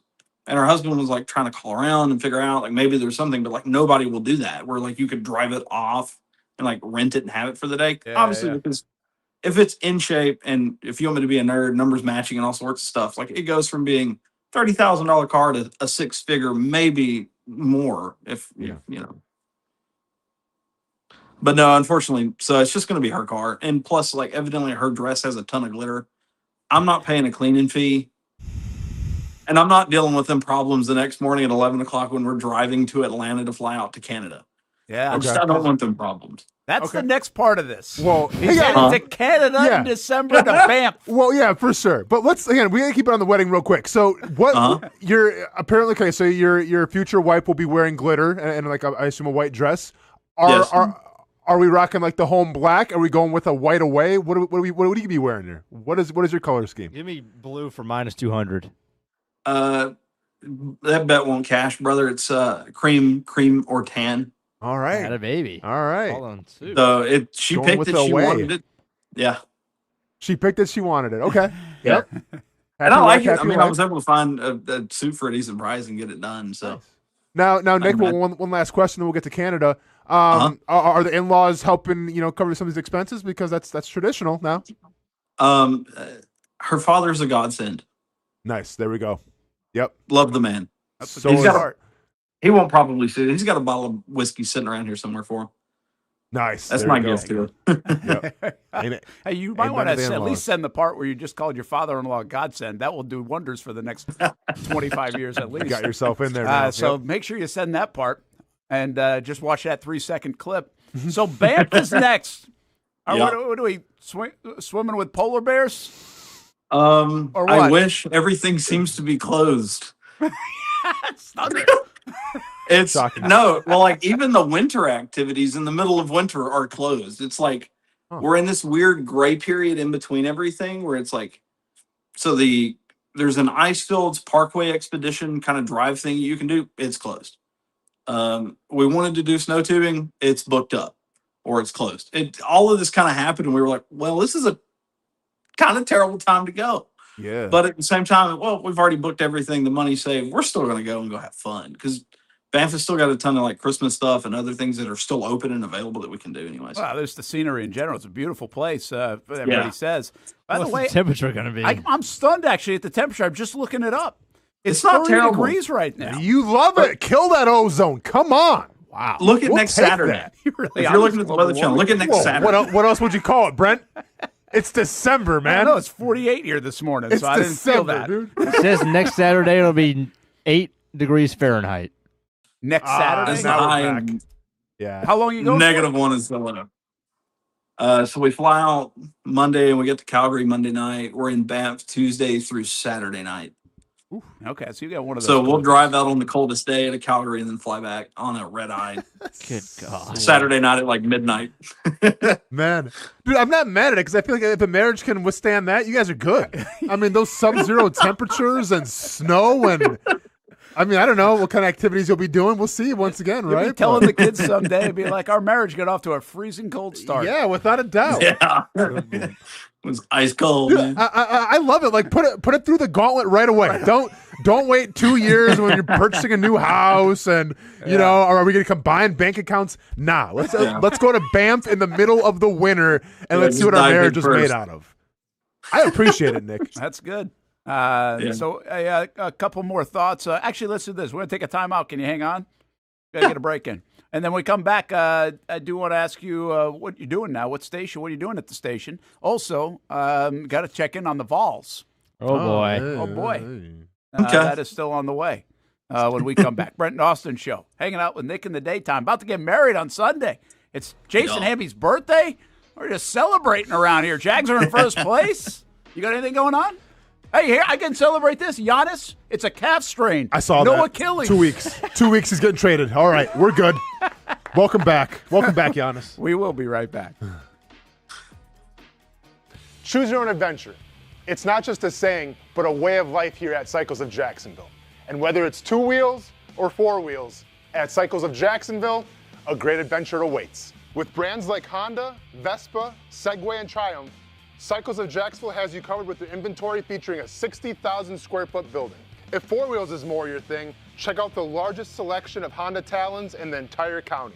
No matter what you're looking for, Cycles of Jacksonville is going to have the selection you need, all with great financing and rebates. Plus, if you're active duty military, Cycles of Jacksonville will offer you 0% financing along with great discounts for military and first responders. And when you want to get off the road and set sail, Cycles of Jacksonville has you covered with everything you need to get on the water. So if you're ready for a great adventure, let Cycles of Jacksonville be your guide. Located off Atlantic Boulevard or check out their website at cyclesofjacksonville.com.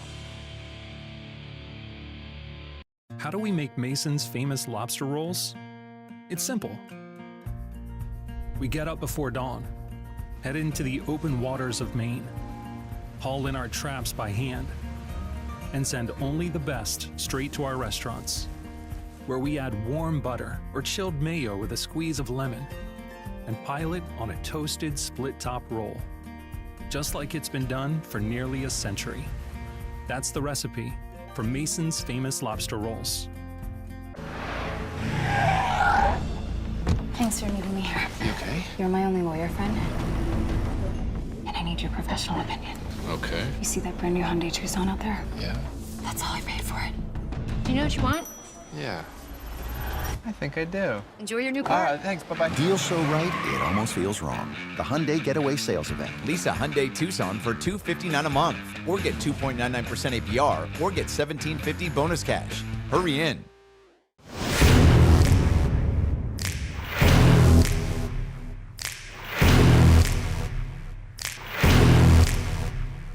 Grab some friends and go to a restaurant or head out for a drink and some conversation. Watch your favorite team play on the big screen. Or how about play some games? You can do all of that in one night at Best Bet. Each location has a different vibe, its own personality, like here at the original Best Bet in Orange Park. When you walk through these doors, everybody knows your name. And here in St. Augustine, it's the newest location. Play some poker. How about the table games? And don't forget about Ace's Sports Bar and Grill. And then there's the Jacksonville location right here on Monument Road. It's the biggest poker room in the state of Florida. Maybe you'll find yourself a seat right here at the final table. Best Bet, where you can have the best of times. And that makes you always go home a winner. Try any of the 3 locations, and you can always visit bestbetjacks.com.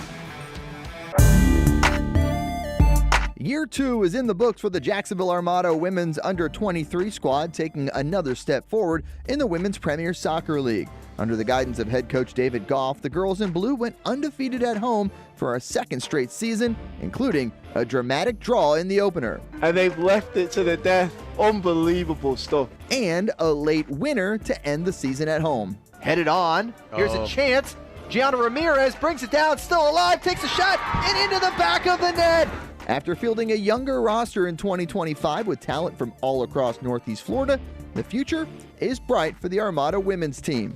We highlight the ladies and all things Jacksonville Armada each week on Fleet and Footy on the Action Sports Jacks 24/7 network. I'll put one in the back of the net for you. Join us for player profiles, fun interviews, and the very latest on the Fleet and all things footy. That's every Thursday at 2 p.m.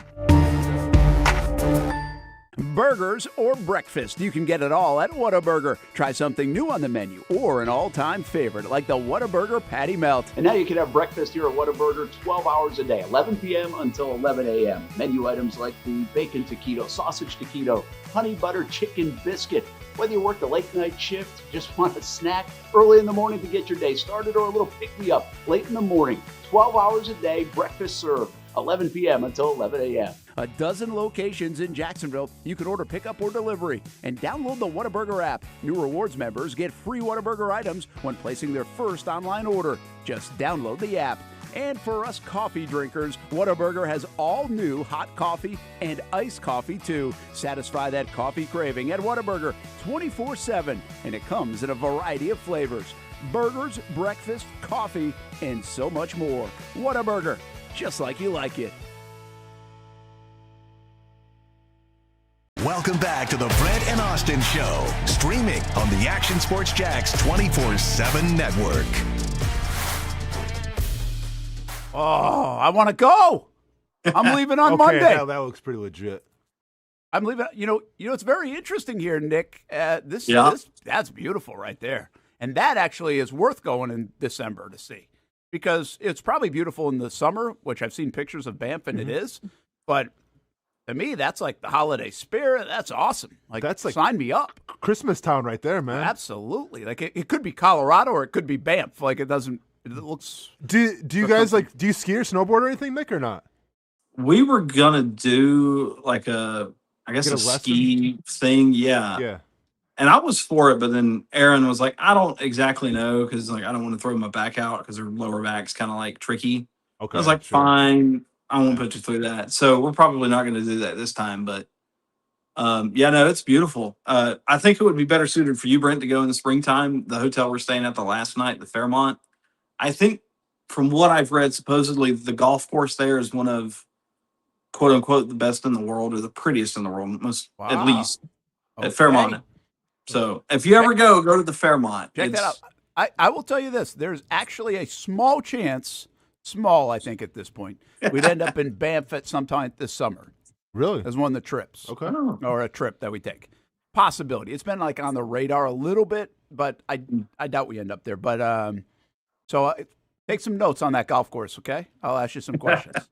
You're going to have to look at the pictures that look like in the spring and summer, not the ones you see right now. Forget that, Nick. Just bring out some neon-colored balls and winter rules, man. You can go out there and get yourself at least 9 holes in. You're fine. I like that. Yeah. If I can find the front 9. There you go. I love the fact that during the break, he transitioned from the Jags hat to the Vols hat. It's terrible quality, but this is what you're looking at. Wow. Yeah. I'm going to Banff this summer. There we go. And the hotel, crazy. From some of the rooms, I think you can overlook the course. That water's got to be AI. That was ridiculous. The water, no, that's what they look like. Look up Lake Louise. Lake Louise Yeah. is like the next 5 miles over or something. I'm trying to get Ty. I want Ty to play summer baseball up there. Oh, they have a summer baseball league in, right outside of Banff. How could you not? This isn't about Ty. It's about me. Of course. Yeah, I'm with you. Make him. I'm listening, I'm your Ty. father, and Yes, you're going to Banff. That's Yeah. our Christmas present. All right, man. The Vols, tough one to watch last week against Pavia. You now a Vandy fan? Absolutely not. Again, I'll stand by what I have told Ben Becker 1,000 times. We're not playing decathlons on Sundays. Get Vandy out the conference. I will die on the hill. Vandy out the SEC. Yeah, but here's the thing: I will give Clark Lee and Diego Pavia their flowers, whatever the kids are calling it these days. It's still flowers. I think you're good. Pavia, he's like Manziel with a brain, which is a good thing. And then Clark Lee is unfortunately going to build Vandy into a pretty good program.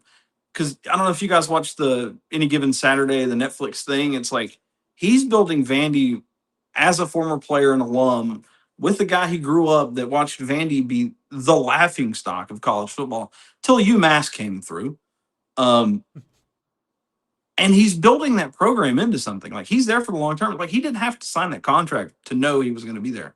He wasn't going anywhere. That guy's going to build Vanderbilt into being something. Now, I don't know how it's going to play out as far as like playoff stuff. Maybe they whiffed and not in, which would be a crime. Maybe Pavia is one of the 4 in New York, but he's not the winner. It's either the Notre Dame running back or Mendoza or Sayan. Yeah. I think Pavia is a program changer, and you could argue that, but I just think overall those other 3 have had better seasons. Yeah, fair enough. But as far as Tennessee goes, Hamby, pull up the receipts, brother. Me and you probably on a Friday said it right before I moved. Tennessee's 8-4. I'll admit after the Georgia game, I got high, projected 10-2, but it came back down to earth. Because they should not have struggled with Mississippi State. They just should not have. Bama's not shocking. It was an ugly game. And then the Oklahoma game, that one actually kind of sucked. But Vandy, I kind of felt they were going to lose because they just haven't been good. It's a very average Tennessee team. And we'll just have to see what changes in the offseason and who stays as to what will happen next year. But no, I'm not a Vandy fan. Never will be. I think we just saw the stages of like grief recovery. Oh, I love right it. there, the whole Had to justify everything. Yeah, no, that's good, man. That's really good. All right. Anything else for Nick before we get him out of here? Nothing. Come by some other time, man. Let's go. Congratulations. It's been way too long. Yeah, congratulations.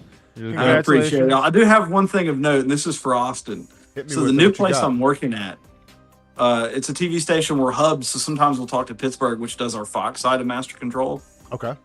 And they have this gag, like my guys at the station, it's like 98.7 The Wave, so it's like a radio signature call. So it's like all the directors have a nickname and the producers too. So like one guy is War Crime, the Conquistador because of the last name. Okay. There's Carbomb, who's an Irish guy, and then I'm the Human Enigma. Yeah, my man. Yeah. The Human Enigma lives on. What's the station? It's a CBS, not a CBS. It's an ABC Fox affiliate in Chattanooga. But it's 97. Like, what was the radio station though? Oh, I have no clue. It's like gotcha. 97.8 The Wave or 98.7 The Wave. 97.8 The Wave. The Human Enigma. Exactly. That's how they call it. And they'll Turn like the play like knob a on. song. So like I've joked I'm a Limp Bizkit fan, so they'll just play like Limp Bizkit as we're go. transitioning and do the call. Oh, I love it, man. Terrific. Human Enigma. Great stuff. Congratulations to you, everybody in the family as well, and enjoy the weekend, man. Hey, I appreciate it, guys. Thanks for having me on. Yeah, good to catch up with Good to see Nick. you, man. All right, that'll do it tonight. Jacoby Myers, Tony Baselli will be our guest. Fox 30 Action Sports Jax 24/7 network as well. You can watch it if you're out of town. We know many of you are. And you can visit with us at String Sports Brewery in Springfield. Come on, let's have a party tonight on a Thursday with some Jags fever, 7 o'clock at Strings. Have a good rest of your day. Club 904 with me, O'Brien, coming up next, and then Fleet and Footy at 2 o'clock. They'll get you set for that World Cup draw. Are they going to have me on? I got to see where Norway's going, man. Stuart, get me on that show. We got to talk about Holland. You ask, he will probably grant that wish. Have a good day, everybody. When it's time to get a new car for anyone in your family, just remember, nobody but Nimnick, the #1 Buick GMC dealer in Jacksonville. Get the latest price breaks on 2023 and 2024 models or the newest 2025 vehicles in the showroom on Phillips Highway or shop online at NimnickBuickGMC.com 24 hours a day. GMC Sierras, Yukons, and the redesigned Acadias, or get the all-new redesigned line with Buicks. It's nobody but Nimnick, and part of the reason why is this is a first-class buying experience here at Nimnick Buick GMC. You're not just a customer, you're a friend. This is about getting a vehicle that best fits you and getting you on the road, and also helping you and your family down the road.